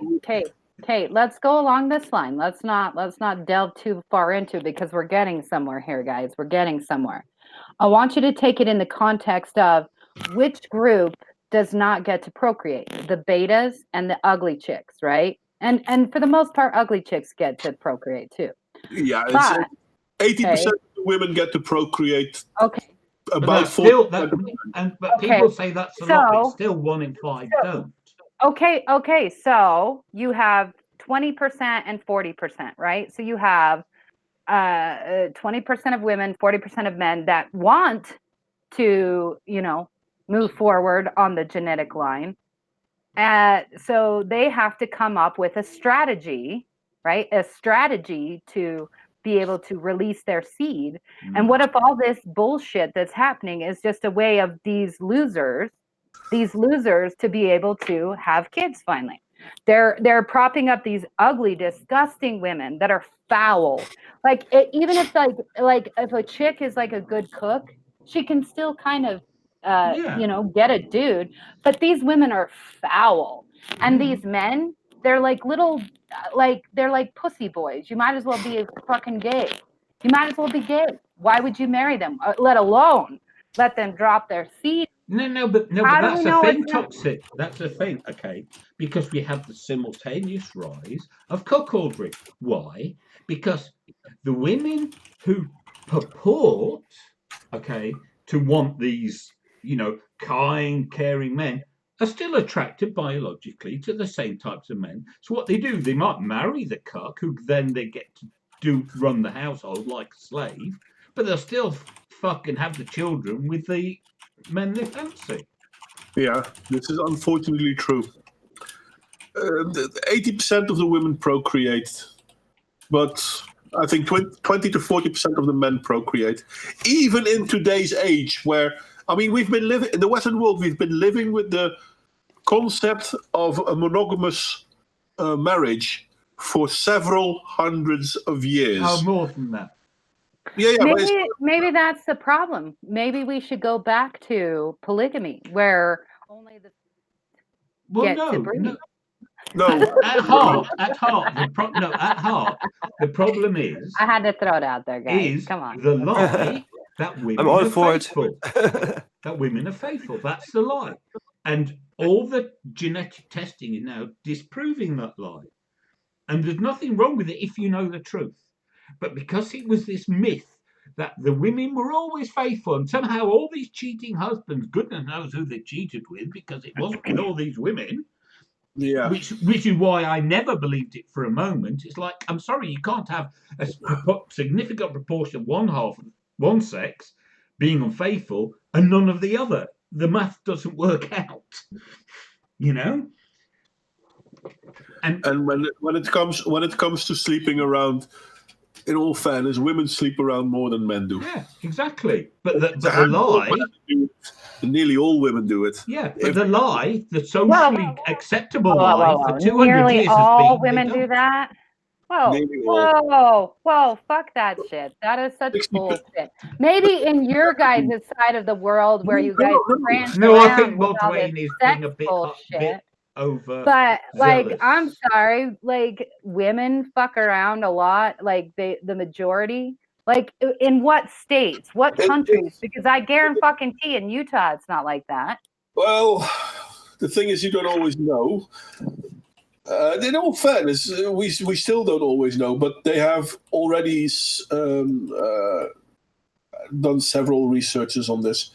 60%. Well, 60%. I'm sure it's all from Germany where everybody's a fucking whore. Well, that's in the blue state. That's not true. That's in the blue state. Come on, Real Raven. Germany is like really sexually active. You guys like are way promiscuous. Active, maybe. I don't think that they're overly promiscuous there. To be honest, I don't know. Maybe they're at a really young age, but the thing is, you don't see overly promiscuous behavior.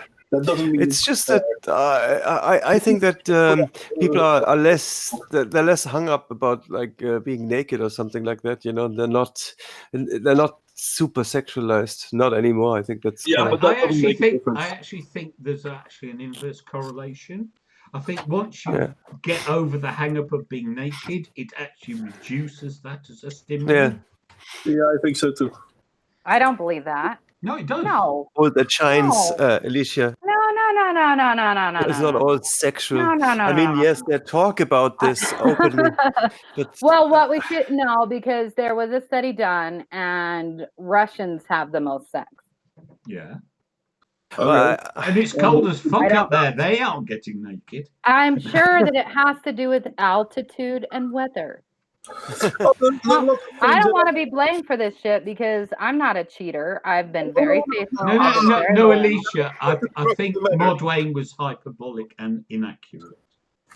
Well, I want to know. I don't want to. I want citation. I think it is a lot more.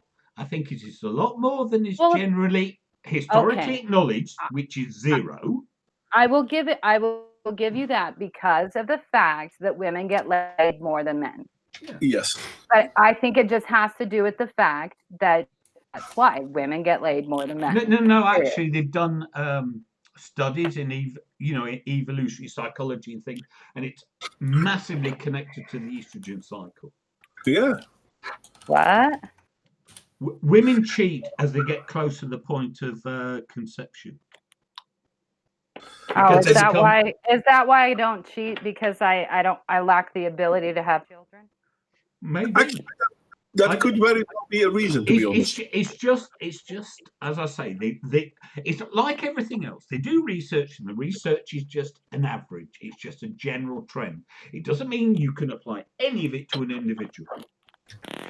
Well, I understand that, but lately, so I keep, I've been forced to branch out with these people that come at me for advice and shit like that, and then I talk to them, and the direction of anyone that is right of the center is all leading towards women are pieces of shit. We're the reason that society fell. Yeah. We're to blame. It just means they're non-thinking idiots. This is the problem. But that's the point. Is that our side? So there was a mass exodus from the left, right? And this is what I was trying to tell you, John. Sorry. There was accident. No. I mean the other day, last night when I texted you just before I was going to bed like an asshole. There was a mass exodus. It's not an asshole to go to bed.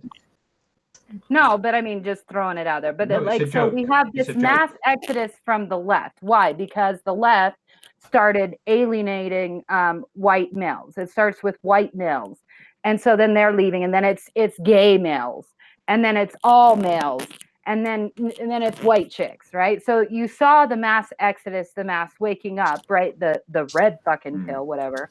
Now I'm seeing that on the right. Yeah.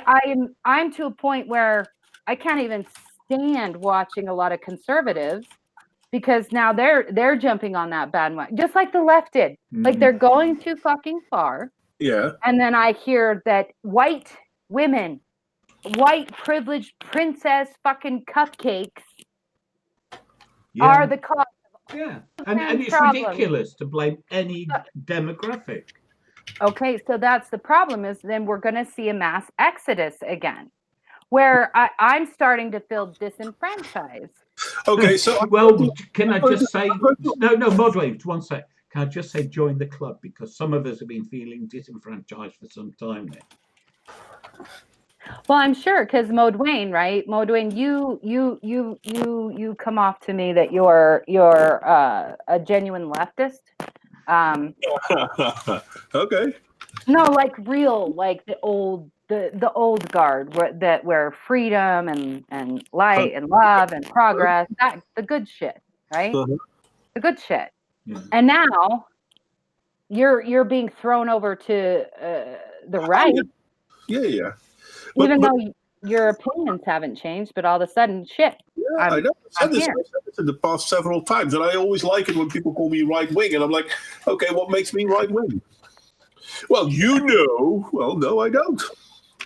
Hell, I work in healthcare. Yeah. Not a normal job for men. I mean, basically, You're right wing because of your reactionary attitudes. that's why you call it right. No.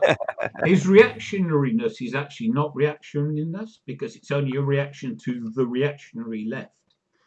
The thing is, and John and I talked about this last weekend about what's left and what's right. And I really like it, because if we look, for example, at America and why America didn't have the left-right debate as much at the beginning of the country as other countries in the world, Western countries already had. If you look at the Republican Party, they're left. Are they? They are. Well, they're red, so they must be left. No, that's just a comment. No. That's funny. I like that. That's a good joke. Let's be honest. Who were the ones in America mostly busy? Are they left? I thought they were conservative. How are they? But conservative and left-right is not a good analysis. The point. I was trying to make the point. Look at the things the Republican Party has always stood for. Individualism. Creating opportunities for yourself. Which party was the first party in America? Well, that's unfair, but who were the first to abolish slavery in America? Which party had the first black governors? Yeah. But now, because it doesn't fit the narrative that's being pushed, because we've got the extreme left, so to speak. It's just those four things. How are they left? Those four things you just listed. How are they left? Because they used to be left. That's what the left was about. I think they're anti-authoritarian. No, I think that they're not. And the left used to be anti-authoritarian, and now it isn't. Now it's authoritarian. Well, if it makes you all feel better, then I've always been a very conservative, right-wing. All the negative stereotypes that come along with it, I have actually always been right-wing. I've been so right-wing that it disturbs me a little bit that you lefties are being pushed over here, because it scares me. Like I'm going to give you an example, and I was telling Raven today, because it blew my mind, right? So Utah, we're very protective, we're very traditional, we're very staunch, we're not cool. And so in order to buy alcohol, you have to go to the liquor store, and our beer doesn't have much alcohol in it. Well, now all of a sudden we have fucking left-wing bullshit motherfuckers that have come here to escape the left wing. And what's the first thing they did? They made it so our beer is going to be just like everybody else's beer. It's a small thing. But it pisses me off, because they're literally pushing our way of life towards the left. And it starts out with little shit like that. That's how we got here. It starts with one tiny little thing like beer. But this is the thing. If I'm honest, and I'm not a libertarian or any of those stupid words, I'm me. Fuck everything else. But I do believe that people have the right to make their own choice. I do believe people should be free to make their own choice. What we now call left doesn't believe that. But in all fairness, what the left calls right, most of the people that are actually right still don't believe that. And everything in the middle, well, you have people who do believe it, you have people who don't believe it. You can still have your own opinions. The thing is, though, the whole left-right dichotomy doesn't fit. It doesn't belong in our current society. Maybe it never really did. Well, that's the thing, though, because I noticed this problem 35 years ago and was thinking about it. It's when I thought what we call the horseshoe. Sorry. I'm going quiet for just a second. I have to send the film crew my goddamn flight schedule, and they're being dicks about it. They want it now, like assholes. I'll be back in just a minute. That's all right. But yeah, and so, like, and I worked out that there had to be the left-right linear spectrum was useless. You had other dimensions. I didn't know what they were, but I knew there were other dimensions. I understood that what we now call a horseshoe was a circle. And I still maintain it's a circle, not a horseshoe. Because you only have to look at the way people who are fundamentally opposed to each other on one dimension are forced into proximity on another dimension. And if in Britain, the primary dimension was economics. And so you had the Conservative side and the Labour side. But when it came to other issues, such as membership of the European Union, you had people on both sides who were in agreement and people on both sides who were in disagreement with the European Union. That is, the division on an economic axis did not work as on the sovereignty axis. And so forth. And so when we say left and right, the first question is left or right on what? What issue are we talking about? And what Modwain was saying was about things like liberty and equality of opportunity, which started off as a left-wing position because formally, you can read the works of Edmund Burke from the 18th century, as I said on Saturday, last week or whenever it was. The position was that a formal monarchy, aristocratic, class-based system and the preservation of that was a conservative good. And that is not the conservative position now. Yeah. And the thing is, the idea that progressive and conservative are mutually exclusive doesn't make sense. Well, so again, it's definitional because progressive, they take to mean just perpetual change. Well, perpetual change is ridiculous because your goal in political activity is to achieve something. Then once you've achieved it, you stop. Yeah. And I mean, you need to conserve what you have while still moving forward. But the thing is that what people now call progressive is blatant stupidity in all fairness. Well, it's the unwillingness to recognise we live in what is provably by far the best societies we've ever had on so many metrics. Are they perfect? No. But okay, you don't want to overthrow the current system because of a few blemishes. Yeah. And shit happens. It's such a stupid sentence. Shit happens. But what we see now is the people who are trying to control our lives, the authoritarians, they kind of try to stop us from recognizing shit happens. They try to prevent us from having shit happen. Yeah. Having shit happens is what makes life. And they always, and I wrote a rant about this a few years ago on Minds. Blame culture. I hate blame culture. Blame culture is where your first reaction to anything happening is, whose fault was it? Well, guess what? you don't even know it was anybody's fault because, as Modwain just said, shit happens. The first thing you should do is, what happened? Okay, how do we stop it happening again? Whose fault it was comes so far down the list of priorities. Yeah. If there is anyone whose fault it is. But no, the natural reaction is, oh, this bad thing happened, whose fault is it? Don't care. Honestly, don't care.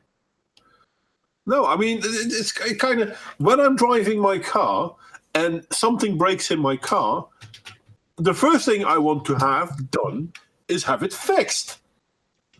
Yeah. Me knowing what's wrong with it doesn't fix it. No. Or why it went wrong. Doesn't matter. Yeah. Doesn't affect it. It's broken. The fact is sufficient. Yeah. And the whole idea between conservatism and progressivism as the way people are using it now is, unfair, maybe. Well, no, as I say, it's. I don't know whether it's deliberate. I don't know whether, it's this concept that if it's changed, it must be good. Whereas, as I say, if you go back 200 years with the original formally defined definition of conservatism, you can say, I don't agree with those principles. I don't agree there should be a monarchy, aristocracy, and people by birth should be denied access to certain aspects of society, which is what it was. And so you can say that. Well, guess what? We've now achieved the state where none of those things is now true. Yeah. So now it's time to become a conservative because I like the way we have our social arrangements with everyone at least nominally equal. If it weren't for the frigging feminists and other so-called progressives pushing deliberate acts of discrimination in the law.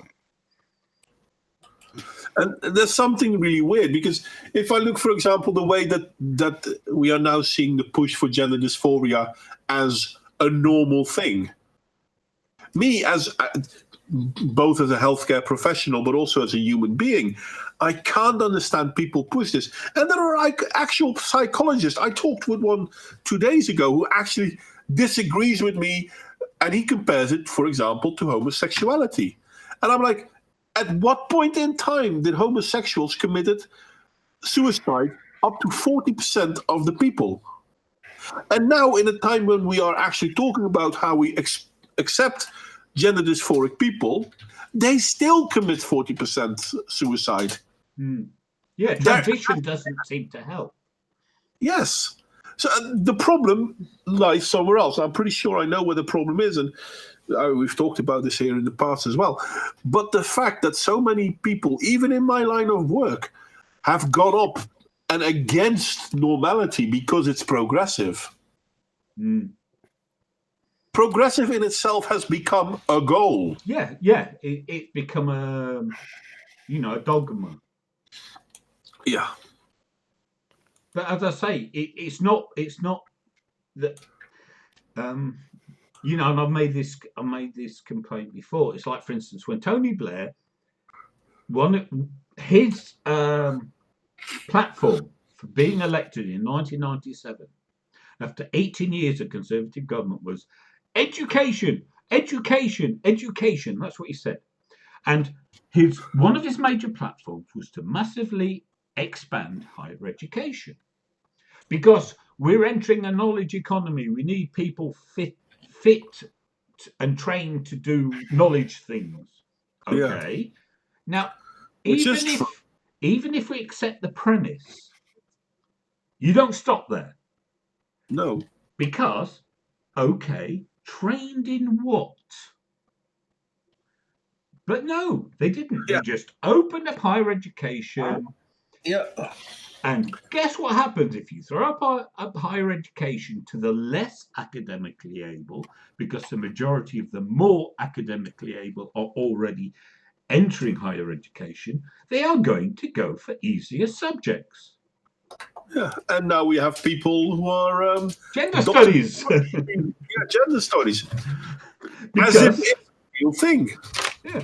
And the point is no. So in fact, it's a lie that more people in higher education is inevitably a good thing. It's only a good thing if they are actually educated. And we have figures out of the United States that proves that some people leave university more stupid than they went in. Yeah, and suicide will go up with affirmation and demedicalization. People genuinely suffering won't get or will wait longer for services they need. Psychological needs will be dismissed. Here's your script. You might be right, Anxious, and this is something that kind of scares me. I work in the field, so I like to think that I know a little bit about it, but even I at times have to admit that it's scaring me no end to see the attitudes that some of my colleagues have when it comes to the problems that are out there. As if it's normal, as if it's acceptable to claim the how do you call it, collateral damage from being progressive. I think calling it collateral damage may be the best way. Well, the problem is it also comes back to what we talked about earlier. People like simple answers. And anything that provides a simple answer, I mean, I refer to it as ideology, something that just short circuits the whole need to think about an issue, a whole need to understand it. You can just go straight from problem to solution without engaging any thought whatsoever. Yeah, and that is what they're doing. For instance, with the transgender thing, they've applied an ideological solution, ideological reasoning, and then that means you no longer have to apply any analysis to an individual. You no longer have to look at somebody and say, okay, with this person, what's going on? Because amongst all the transsexuals, there'll be some who have a genuine problem. And then you have the ones who are talked into it and the ones who just seem to see it as a social, a mechanism of social advancement. And these are distinct cases.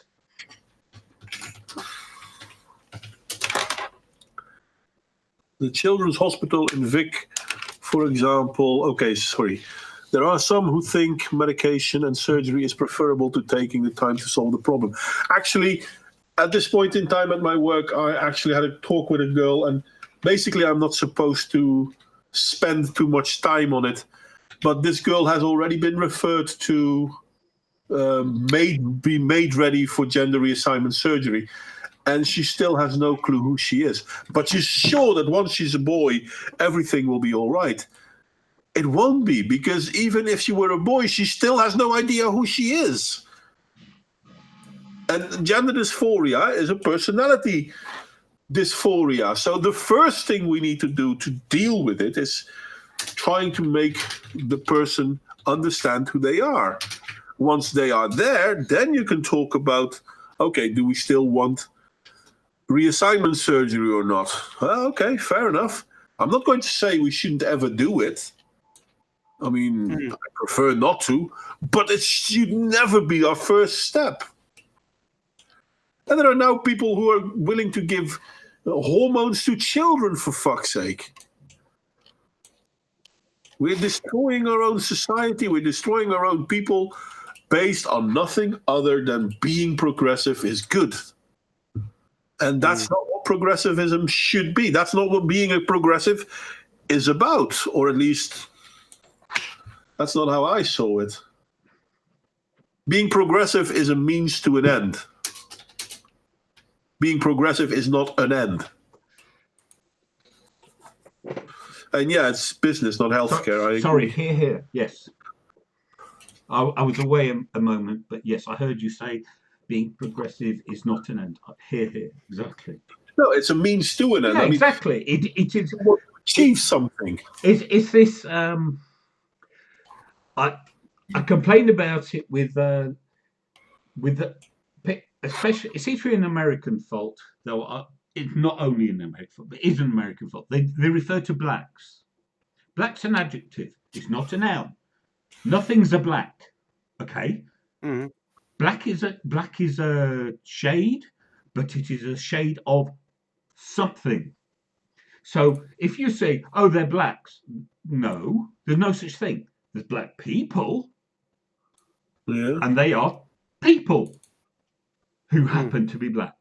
But by turning the adjective into the noun, you make the adjective more important. And it's the same phenomenon. Yeah. That you were just talking about. It happens on the smallest of things, because I was talking to a colleague of mine, and basically I was talking about, okay, we need to help this person recognize who he is, who she is, whatever. What do we learn? Apparently, it is. Well, whatever. It's sorry. Still That's just I just love the use of the it's word. Still a girl. I mean, it's something she's actually suffering from, even though the world likes to think that, oh no, it's not a problem. Well, if you know who you are, there is more to you. If you don't know who you are, you're going to be a play ball of whatever is going to happen to you. Realizing this is the start of the whole thing. So I have a colleague, and he's like, well, yeah, no, if we can make her happy. I'm like, that should be the very last thing we should be thinking about. We shouldn't even call it anything like that. Yeah, but if she knows who she is, it'll make her happy. Don't even think like that. Happiness has nothing to do with it. Yeah, and this is always the easy way out. Well, also, it's also a misdirection, because people think being happy, which is the most transitory of emotions. Yeah. Right? That happiness is an end in itself, and it's not. Happiness is it's a result. Yes, a result. It's what comes from the thing you should actually be trying to achieve. Yeah. But if your goal is happiness, then yeah, you start losing sight of what you need to do to reach that. I mean, being happy is quite easy. I know I should lose weight, but you know what? I really want that Snicker right now. I shouldn't take that Snicker, but it'll make me happy if I eat it. Yeah. But this whole issue of delayed gratification lies at the heart of maturity. Yeah. And successful life outcomes. If you can delay, even if you want it, okay, no matter how much you want it, if you can postpone that Snicker until a more suitable point, you are better. Did you say Snicker? Snicker. Snicker. As in Snicker. The Mars product with peanuts. Snicker. Well, you don't know that. You have them in Ireland, I'm sure of it. Well, they have them in the UK. They've had them ever since they renamed Marathon. Yeah. We call them Spocks. Spocks? Splack people. We don't call them Snicker. What? We're talking about the chocolates bar. Yeah, but you can't say Snicker. Why can't you say Snicker? That's the name. The hard R, Snicker. It's Yes, the name. I'm with you. Sorry. For fuck's sake. No, you mean Snicker. It's a Snicker. It just reminded me of Sarah Silverman's skit where she's in this Woolworths or whatever, and she's going through the laundry, and she said, "Oh, I hate knickers." Yeah. And there's this black woman in the background, and she looks really upset. No, but I mean, it's like undergarment. No, I mean, you get apparently there's a term in English called niggardly, which means I know, kind of like I don't know what it means, but it's sort of like, I think it's a complaint or something, a petty complaint.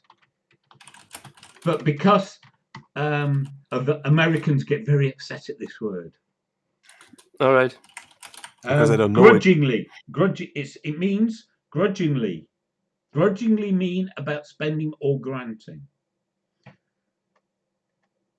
is what it actually means. But because it's got the word nigger at the front, niggardly is apparently offensive, even though the person who's using it might not even, they're just using a word correctly, if you know what I mean. They're like, what are you complaining about?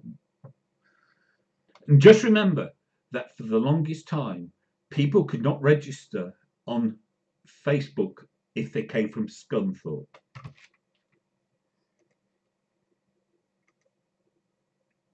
You now want to know why people couldn't register on Facebook because they came from Scunthorpe.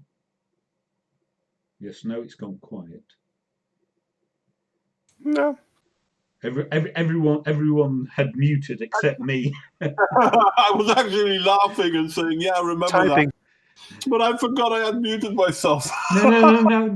And it's like, oh dear, that bad hurt. But yeah, because I mean, there's okay. Here's the best one, right?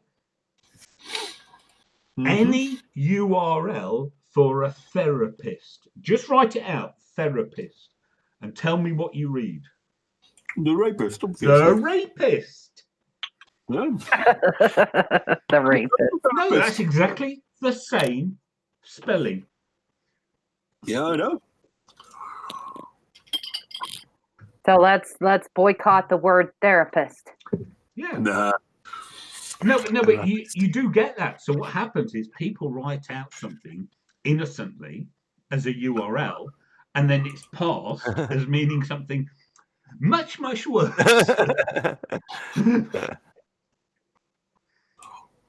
So imagine, I don't know. Where can I hire a therapist? The rapist. Yeah. The rapist. Where can I hire him? Well, I have to go because my life is a living hell. Well, some aspects of it. The majority is not. No, Are you heading sorry. to Big K soon again, Licia? Where are you heading to? Korea. To he K. means. Oh, Korea. yes, I'm heading I don't know to if Korea. I'm supposed to say it because everything is it's Oh, blurred, everything's like bullshit. I hate everybody and everyone in that whole machinacea. But I'll tell you what. I am like so knee deep in the drama on some of these people that are on 90 Day Fiance the other way. Like some of these people are crazy. Yeah, but You're can I talking about the suggest? staff Right. or other? Are you talking about other couples there? Yeah, other couples. Like it's. I can say this. You get to meet them, yeah? It was. You get to meet them, or are you just watching the show? Well, so what it is Devin talks to them, and then I follow certain YouTube channels that try to figure out what's going on. So they deep dive these people's like social media. It's like crazy. So this one chick like went off the deep end. I don't know why she was an older lady. She's like in her 50s. She's marrying a 30-year-old from Qatar. They got married. Oh my Yeah. God, yeah. Well, She is 50 and she's marrying a 30-year-old. Oh, there's several older women marrying younger men.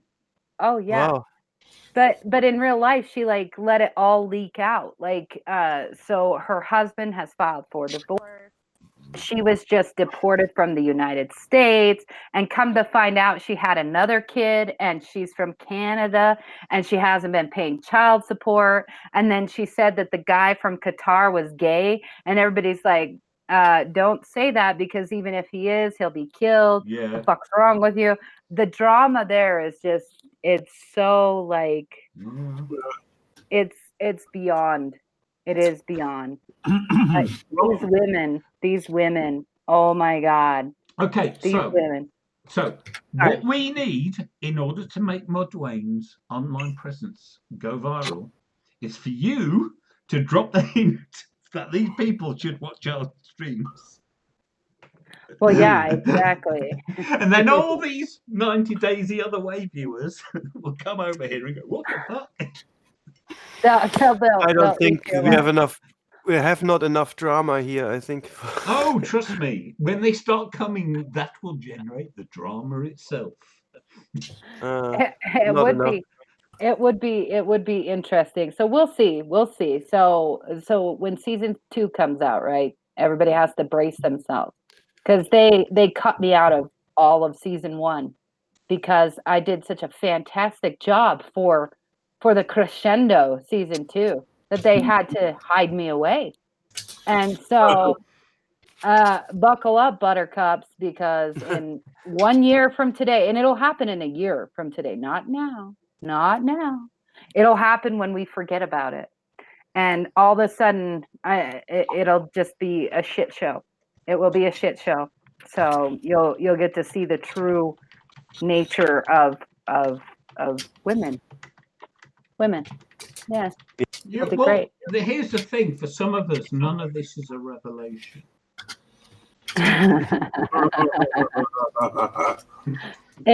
Well, no, but it'll be interesting because they've already it's going to be weird to see how they spin it because all of second season I come off as an authoritarian, but I keep saying that marriage, children, a father, most important things. So we'll see if I got some. We'll see if I helped at all. My goal is I find that sad that having values and standards is authoritarian now. Yeah. Well, because it's no longer progressive.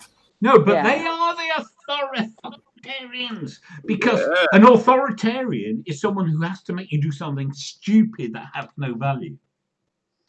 But that's the thing with these progressive and the SJWs, and they're all the same things. These are the people that will scream out in pain whilst they hit you. Yeah, exactly. That's what I'm saying. We have to change it. That's what I'm saying. I've been saying to all of us that we have to infect everything that has been infected by them. Like plain and simple. Because you have no idea. So the men working on the show, these men, they've been emasculated, they've been demoralized.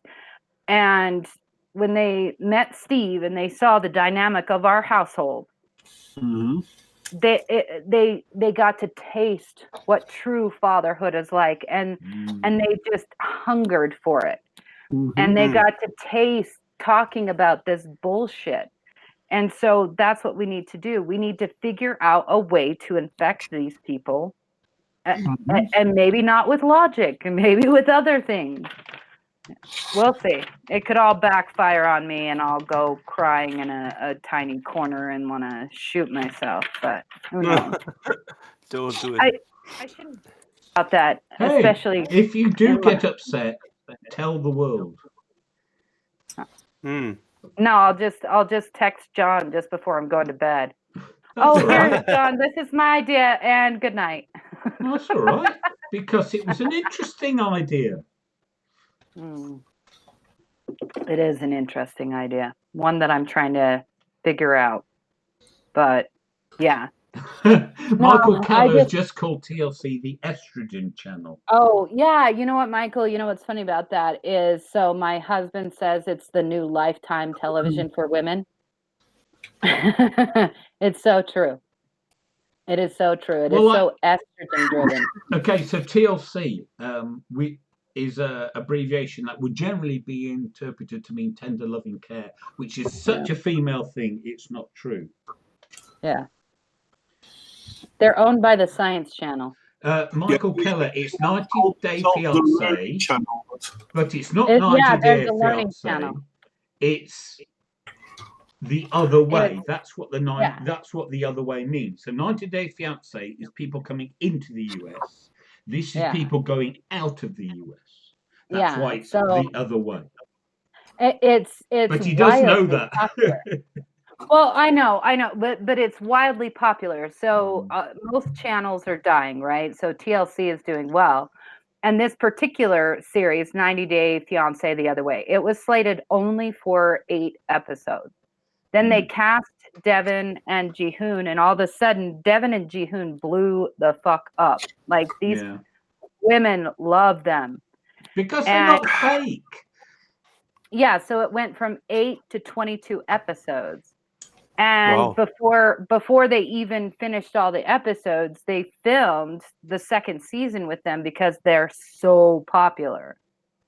So it's a unique situation because you actually have a genuine woman that is beautiful on television right now, that is an anti-feminist, Good. pro-family values. But being an anti-feminist in Korea, I've heard, is rather normal. Most men For in men. Korea, most men in Korea Oh, no. are actually staunch anti-feminists because society favors women so absurdly that it actually hurts men. Well, in Korea, feminists have won so much that they have their own parking spots. Yeah. Yeah. It's the Mhm. same with India. India has the Yeah. biggest men's rights movement because feminism Trains. is so strong. Yeah. But here's a good thing. This is what I want to leave you all with. So Devin, right? So she's doing the traditional, that's why I'm going to Korea to see her wedding. So she does the dress up and they did her makeup to make her look Korean. And somebody Yeah, really? attempted on they attempted on Instagram to do cultural appropriation. Devin shut that shit down so fast. And then all of a sudden, the normal fans that would have normally gone along with that, they instantly were like, you're just being an asshole. She's just trying to be showing them that she loves their culture. It was an instant shift. So we have opportunities right before us right now. We just have to take them. And we have to dehumanize ourselves to do it, though. Like me, I am dehumanized. And really not looking forward to next year or any of that to see how they spin me because I'm the evil But person. how are you dehumanized yourself just by taking part in a TV show or what? Reality shows are so weird.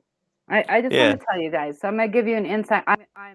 I'm being very careful with my contracts, right? So fought for a really great contract, which is good. I won. But there's some things I can't say, so I don't say it. But here you go. So what they do is they try to catch you at your most vulnerable. So they couldn't get me to drink because there's no way in fucking hell that I would ever drink on camera, ever. I'm not fucking stupid.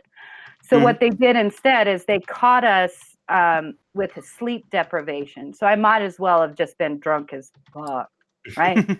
So they started filming the second that, so me and Devin had been traveling with 2 children, so a 3-year-old and a baby, for 22 hours. 22 fucking hours. And the second we got off the plane, all we want to do is smoke. I want to go smoke. I want to go smoke. They wait, and then they wait, and then they set up the camera crews, and then you have to go in and you sing, and it's real. But then they say, "Oh, I didn't catch that. Can you do it again?" And they did catch it. They've got it. So they make you do it again. So then they're using all these techniques to break you down so you're tired. And then the next day they show up. So you haven't slept for 22 hours. You sleep for maybe 6 hours. They show up again. The camera's in your face and you got to go this way. And you got to do this. We got to go here. So they're constantly putting you in hyperhuman mode where you're not, it's like psychological warfare. So the entire time that you're being filmed from sun up till sundown, they've put you in this hyper state of being a human.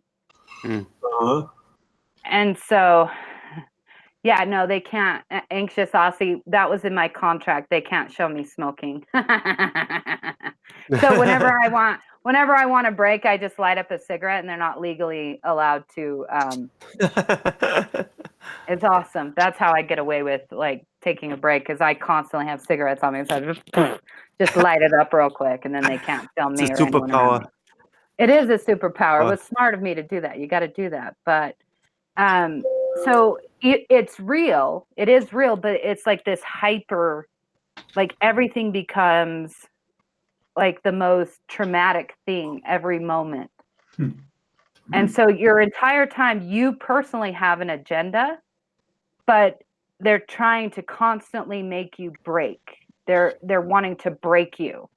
And they broke me several times. And I got so lucky There was, and I told John about it. There was this moment where I thank the fucking universe and all the gods I believe in that they didn't catch it on film, because I lost my temper. I haven't lost my temper like that since I was a teenager with Ji-hoon, where I literally grabbed him, and I think I punched him hard enough where if it was on film, it would look like I punched him. Oh, That's bad. But how did he respond to it? He, with shame, because he deserved it. No, that's...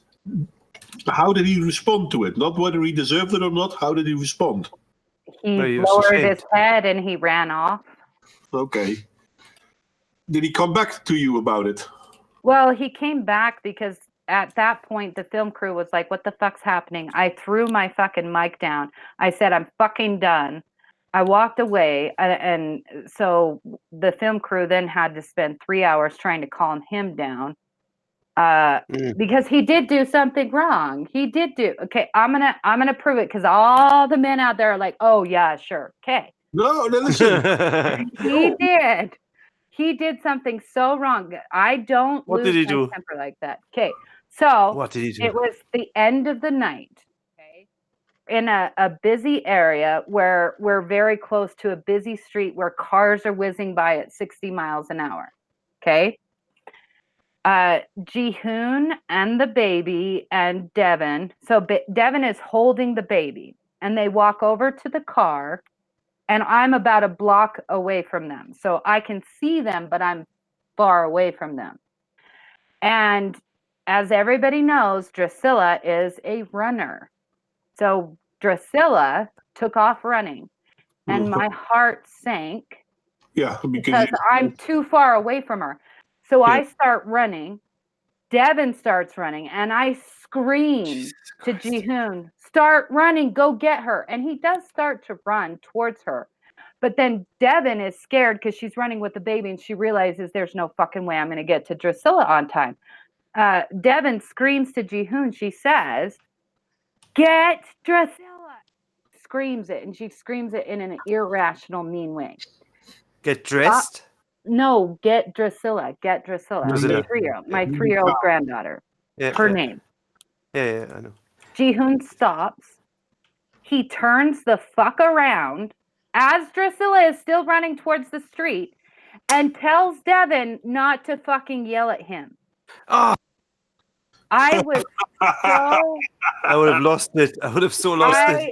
I did. That's what I'm saying. I fucking lost it. At that point, I am turning the corner. The film crew is starting to notice what's happening. And I am just literally screaming, get the fuck over there now.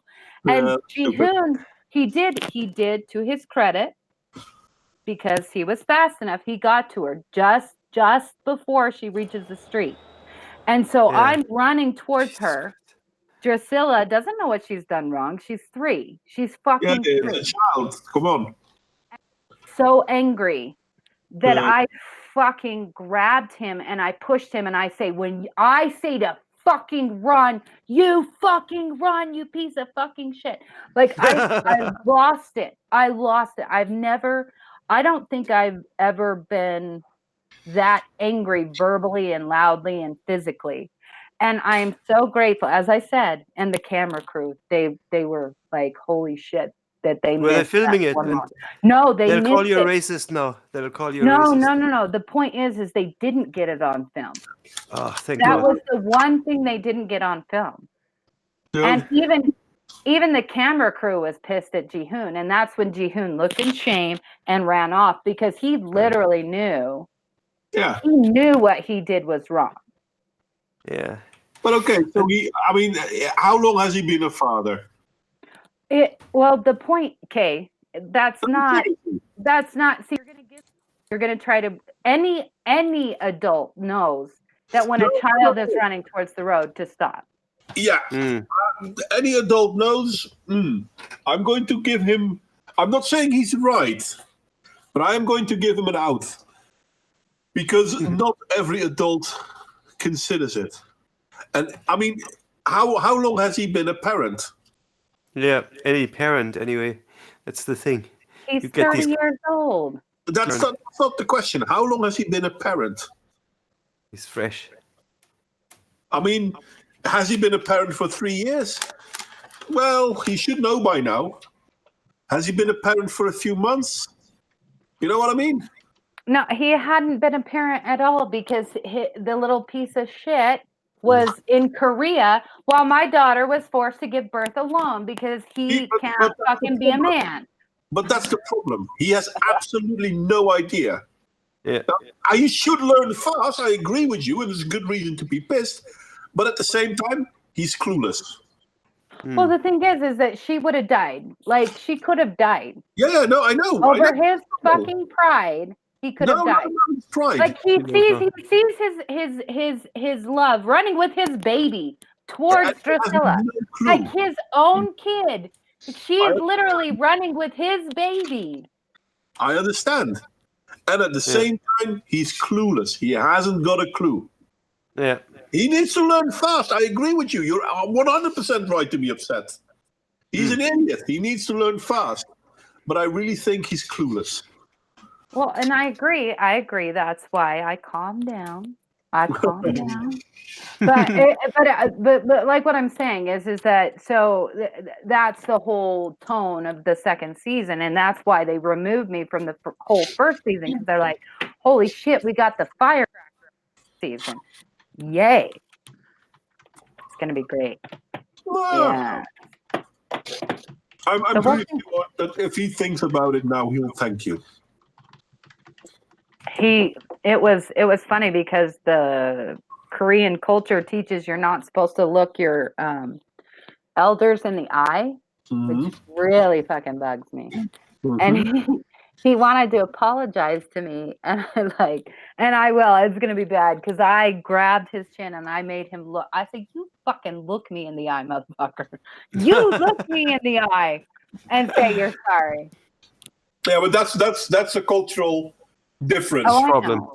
I know it's a cultural thing, but it was, and I was trying to help him understand what had happened because I knew he didn't understand. So I was just trying to say that imagine if your son was running towards the road and I'm running after him. You yell at me to get him, and I stop and I turn and say, "Don't yell at me." Yeah, no, I agree. Yeah, it's stupid. It's bad. It's stupid. It really is. So I understand where you're coming from. That's not the point I'm trying to make because I completely understand where you're coming from. But I can understand that he's clueless. Yeah, but it's like you would think so. That wouldn't be a clueless thing if we were still the way we used to be, where we had big families, older siblings help look after younger siblings. Yeah, I agree. He'd been there from the beginning. Yeah. Had he been there from the beginning, he would have known. Yeah, exactly.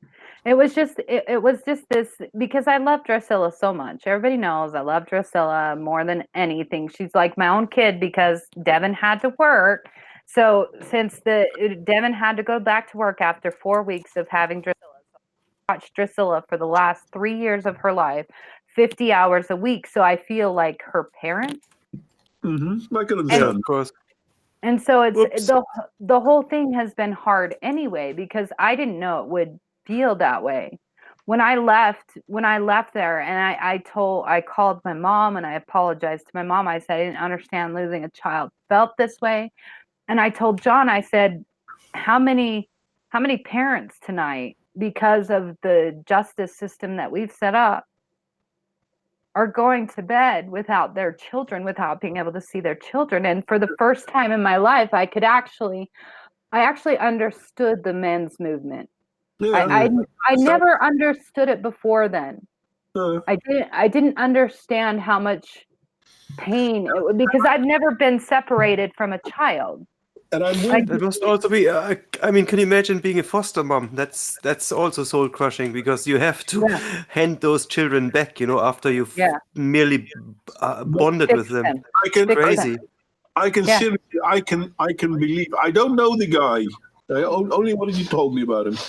But I can believe that after a year, or maybe after half a year, depending on how fast he picks things up, he will see what you're talking about. But I'm 100% sure he didn't see it then. Yeah. Yeah. Michael, there's lots of couples on the show. So Devin and Ji-hoon don't show up till like the 5th episode because you have to remember they were cast when the show was already filmed.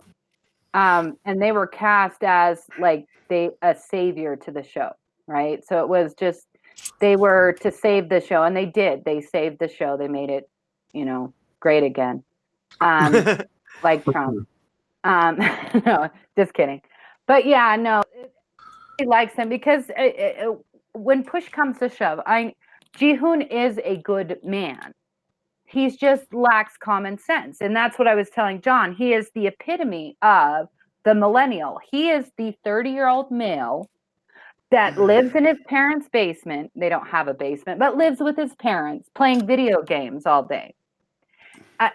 That's literally Ji-hoon. So he's a 30-year-old man that lives with his parents and plays video games all day. He comes to America because nobody believed that some hot American chick liked him.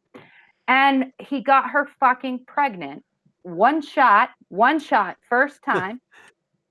And to his credit, though, I mean, think about this. To his fucking credit, he could have easily just disappeared. Yeah. He didn't. And in all fairness, I have to admit, because I'm a dad. My son's 4-year-old. Yeah. Certain things my wife taught me. I didn't see them like I've taught her certain things, don't get me wrong, because men look at situations differently than women do. Mm. And this is inherently. Now, I've learned that my son can do certain things that can be dangerous. Up to a certain point in time, I let him do whatever he does. But when it comes to become a danger, I step in. My wife steps in way before that. So I teach her to let go. And she teaches me to grab, to take action sometimes earlier. Yeah, it's like an ebb and balance in it. Yeah. No, you do need the balance. That's funny because because been able to have learned that. He didn't have the time to be taught that. Well, we need that if you think about it, because Steve took Raven to a Baby Metal concert, right? Yeah. And Baby Metal? That's the name of the band.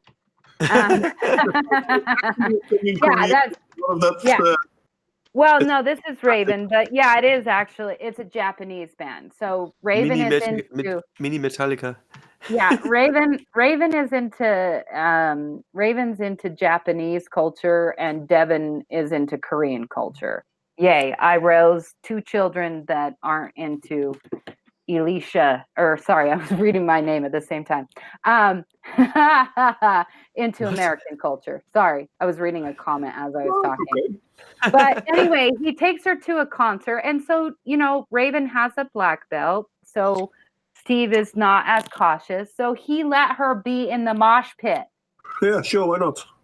Well, but that's the point I'm trying to make, because if I had been there, I would have been like, oh, hell no. But to be fair, Raven had a really good time, a really good experience. She was very happy because she got to go with her dad, who pushes a little bit further. Yeah. And she didn't lose any teeth. She didn't. No, she didn't. Because, she's just. So, but this is what I mean. Men and women both need to learn a balance with dealing with their children. Women, on average, are overprotective. Men aren't protective enough. Mm. Or you let both parents do their thing, and the child learns both approaches. Mm. Look, the child will learn both of them anyway, but men and women will adjust. It's true. That's true. It's just that I hear it lauded that the men allow and the women protect. And I hear that cited frequently as a positive. Not that each should become the other, but that each doing their own part of the duel. I kind of agree with that, yeah. But it's yes, it's each doing their own part. It's not as black and white as that though, because women allow things as well, and men limit things as well. I mean, but men allow more exploration on average. Women are more protective. Yeah, now you're just quibbling for the sake of it. No one's denying that. No, but it's not. The one is better, the other is worse, or anything like that. Both of them are absolutely 100% needed for the development of a child. Oh yeah, and that's exactly what I was saying the whole time. When I was being filmed, I kept trying to come back to the fact that realistically, without both parents, it wasn't gonna work. And I said that over and over again because I was pissed at Jihoon, and they're like, "Why don't you take her back home?" That kind of shit. And I said, because that's not fair to Taeyoung. Right? Taeyoung needs his father. Mm-hmm. And the best situation is for Devin and Jihoon to work it out. And that was my whole message the entire show, even though I'm going to come off looking like a batshit crazy person. But we'll see. Maybe they'll cut me out because I keep telling them that people don't like me. So. There's a reason that the wicked old crone is a trope in nearly all stories. Are you saying she's a wicked old crone? I would fight you over that, sir. I think that's an insult, sir. No, that's a compliment. It's That's an absolute compliment. The crone is No, it's not. No, it's not, because the wicked old crone is a wicked old crone, and they are wicked, and there's a reason why it is a trope in stories. Do you know why the wicked old crone is a trope in stories? Because they exist and fuck things up for everybody else. No, that's not the story. The wicked old crone is the one to give wisdom to both the woman and the man is supposed to take the woman away from the wicked old crone to become a new union. No, that's not the wicked old crone trope I'm thinking of. Yes, but that's the wicked old crone trope in nearly all fairy tales. No, it's not. Yeah, it is. No, it's not. The wicked old crone is jealous, evil, and malicious. I literally have to go, and I've gone on and on and on, which is funny because I literally have the producers waiting for me, which is funny, you know. Yeah, make them wait. Fuck them. Yeah, when they ask you, hey, we were waiting for you, where were you? You just say, listen, I had to talk to John and Modwain. I was bitching about Jihoon. Motherfucker. Therapy. No, I'll figure it out. Yeah, it is therapy because and you know what's really funny about it is when I was in Vegas and they were filming in Vegas, I'd called Real Raven and I was like, I'm fucking trapped in this room. I can't get out. They're fucking filming. Yeah, you remember that? I was like literally stuck in Las Vegas doing nothing. I was like, shit. I'm like trapped in a tiny room in the best city in the world. This is bullshit. It is not. It is the worst city in the world. No, you can do so many things there. Like leave. They have their shows are like the best. You can see circus that they do. Cirque du Soleil is so awesome. Yeah. Watch Caw. No, it's amazing. It's these people. They push their bodies to the limit. It's like this just beautiful. I like to watch people dance, and I love watching trapeze artists and some of us do not. Oh, well, I do. So that's why I like Las Vegas. Yeah, and you think it's the best, and I think it's the worst, and that's fine. Have you even been to Vegas? Have you been to Vegas? You need money. That's the thing. No, I need insanity. Of all the places in the world I could go, that is so far towards the bottom of my list. Okay, so you're gonna fly into Salt Lake, and then we're gonna make the road trip to Vegas. And then you're going to make a video saying, Oh, God damn it, Nick. Now Nick's agreeing with you. I've been debated. Yay, well done, Nick. Okay, and Nick, and you're going to fly into, we're all going to make the road trip, and I'll show you how wonderful Vegas is. But you need it to be on schedule. So we're not you going to can get enjoy drunk everything. and suddenly find ourselves married to strange people then. That might happen. I'll wait That for the might transcript happen. when you get back. No, it's got to be captured on film. Oh, no shit. That would be so funny. Nick, let's get John drunk, take him to Vegas, and get him The married. drunk part's easy. Though with Utah beer, I'm not quite so sure. They just passed a law changing it, John. Didn't you hear me bitching? I did. I'm still not convinced that American beer is worth drinking. It's No American. matter how much Come percentage on. it has. Yes, exactly. Well, no, Samuel Adams is good. That's an American beer, and Yeah, it's but really aren't nice. they? Oh shit! I do know where they're from. Boston. Is Samuel Adams from Boston? What's Somewhere that like percentage? that. didn't Somewhere know. in New England. Yeah. But what's that percentage? Well, it depends. They make several brews. I mean, they don't just do one. Yeah, they make different percentages. Well, everything under 6, who cares? Yeah. Well, that's Utah beer. Isn't everything under 6? Anything that comes to Utah is under 6. So That's they just changed the law. Bastard. Hey, but Toxic has been saying to us that she's going to leave several times.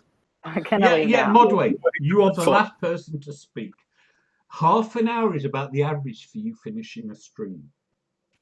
I haven't said I was going to, but No, but when you go, oh, right, I'm going to end the stream, and then half an hour later. That's true. But considering the time, now may be a good time to end the stream. Yeah, I don't know. I was looking forward to the 3 hours. Well, okay. Well, we can No, it's go a there. joke. Don't worry. He's gaslighting your ass. I wasn't gaslighting. I was just teasing. That's all right.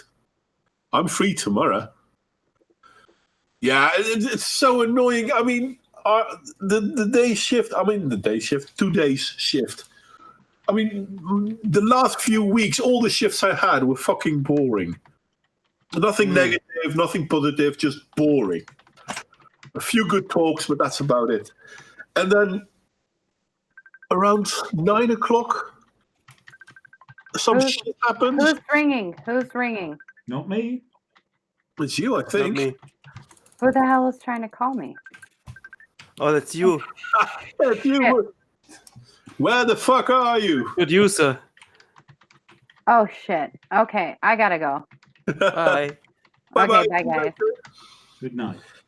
But anyway, a kid that hasn't been here for weeks all of a sudden starts calling and starts threatening, and it's still not a big deal. I'm not worried about it. I don't blame the kid or anything like that. But all of a sudden I have to do talk this, talk that, report everything, which is a fucking time waster, especially considering the kid's already gone. I mean, don't get me wrong, I want to help the kid, but not much I can do anyway. So the most time-consuming thing I've done in the last few weeks is based on a kid who's not a client. That's annoying. Life. Don't talk to me about life. Yeah. Sounds like Marvin. No, that was meant to sound like Marvin. Yeah. He's my hero. He's my role model. All right. That's bad. Yeah, but he has been since the 1980s. So What's it called? the paranoid android. Paranoid android. Thank you. I couldn't remember. That's not true. I remembered. I couldn't remember the words. Yes. He's actually the paranoid android in the last movie was pretty good. I can't remember who did his voice. It's a British actor. Sorry. I was reading Michael. I missed that. For In the Marvin's voice. Yeah. I In don't the know because he's been voiced several times, Mhm. and yeah, basically, my foundational thoughts came actually off the TV series, and although the TV series came after the radio series, because I watched it first, that's what caused my foundation. But then Uh-huh. the original radio series, then there were The German books, one was the best. then there were books, then there was the TV series, and they are all deliberately slightly different. And then there were books again, and then came the movie. No, and no, then but they then there were more books as opposed to books again, but more books. Yeah. But they were all consciously different, and so Yeah. it's like each version is equally valid, but they're not the same story exactly. Yeah, that's really funny. But, yeah. Anywho, But I base myself on the TV series Marvin, which is the very squared robot who has this hydraulic noise when he walks. But the hydraulic noise is actually he adds it specifically to make it Annoying. yeah, exactly. He needn't be like that, but he adds it so that people can, squeaks and things just to make it sound like he's more broken than he is. Yeah. And then the astute amongst you will notice why I model myself on that Marvin.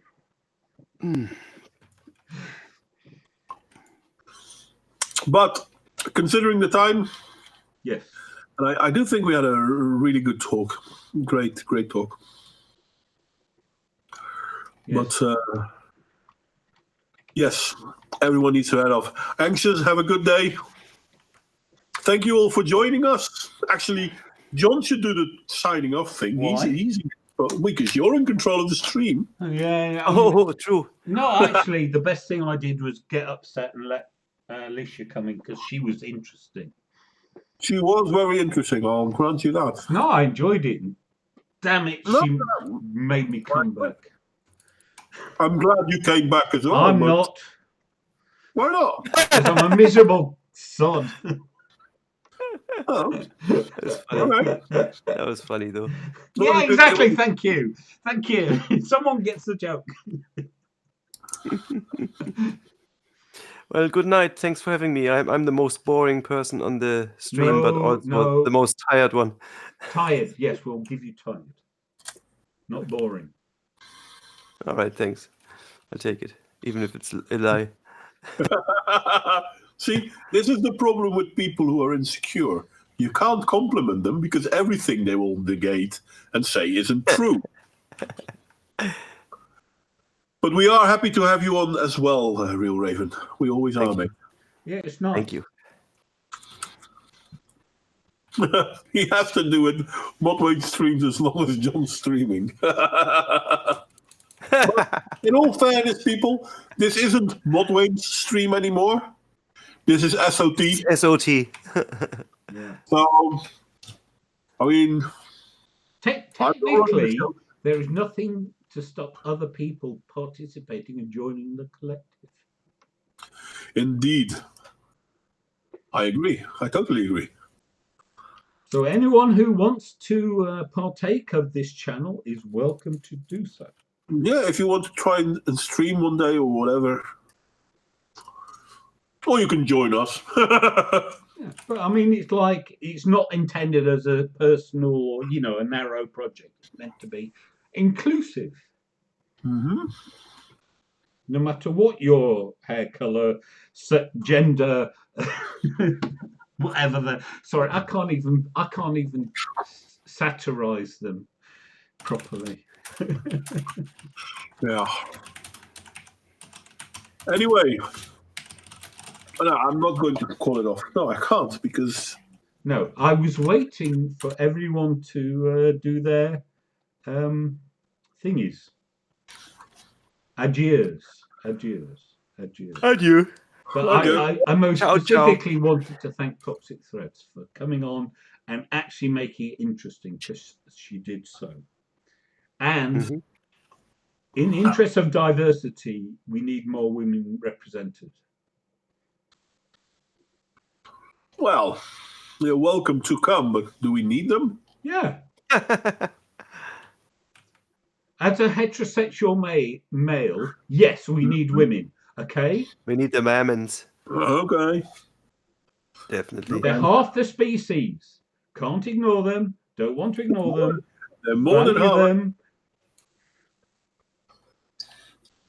That's all I'm saying. Okay, all right. I do value them, though. No, but there's valuing, and then there's leaning out. Sorry. Invite Neela. Who's Neela? Well, there's Neela Possessed. She's a Polish woman who appears in the chat of a number of streams, particularly the Honey Badgers. Okay. Well, if she's interesting, then yeah, sure, why not? Oh, anybody. Honestly, interesting is not a criteria I'm bothered about. I might have a nice talk about global warming with someone, but that person can't, so probably somewhere in January. This person debunks skeptic video Michael. about global warming. Sorry, what? Michael said Neela Possessed. That's what I said. Yeah. So, but this is a guy who debunks global warming videos, and he's pretty big. I mean, 6,000 subscribers. For fuck's sake! But yeah, the videos he debunks. I mean, these people aren't responding to him. He just makes a response video, and I'm like, okay, you know what? I disagree with certain points you make. I'm more than willing to talk to you about it. And then, yeah, maybe in January. Okay, I can wait. Who knows? It might actually happen. You're just banking on the Earth not being there anymore, so you don't have to. Oh, the Earth will be here for several thousand years. Unless, of course, a meteor comes to strike, which will make Carlos ever so happy, but I don't think that's going to happen soon either.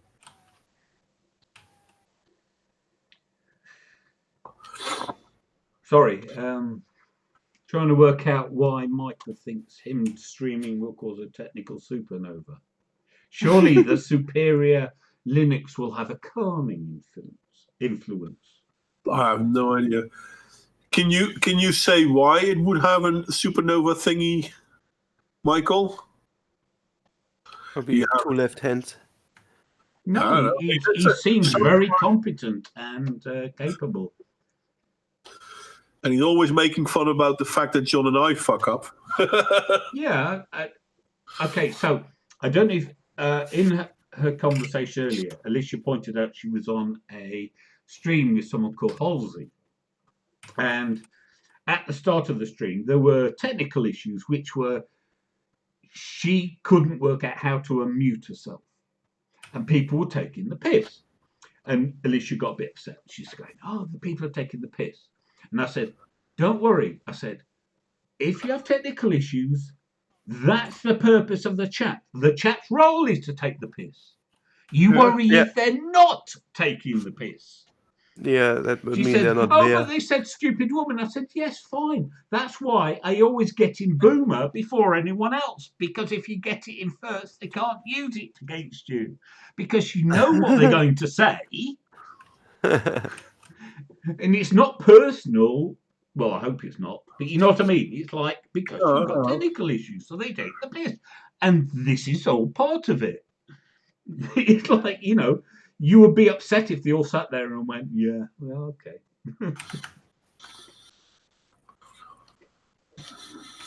Oh, crack. Oh. Feeling old, though.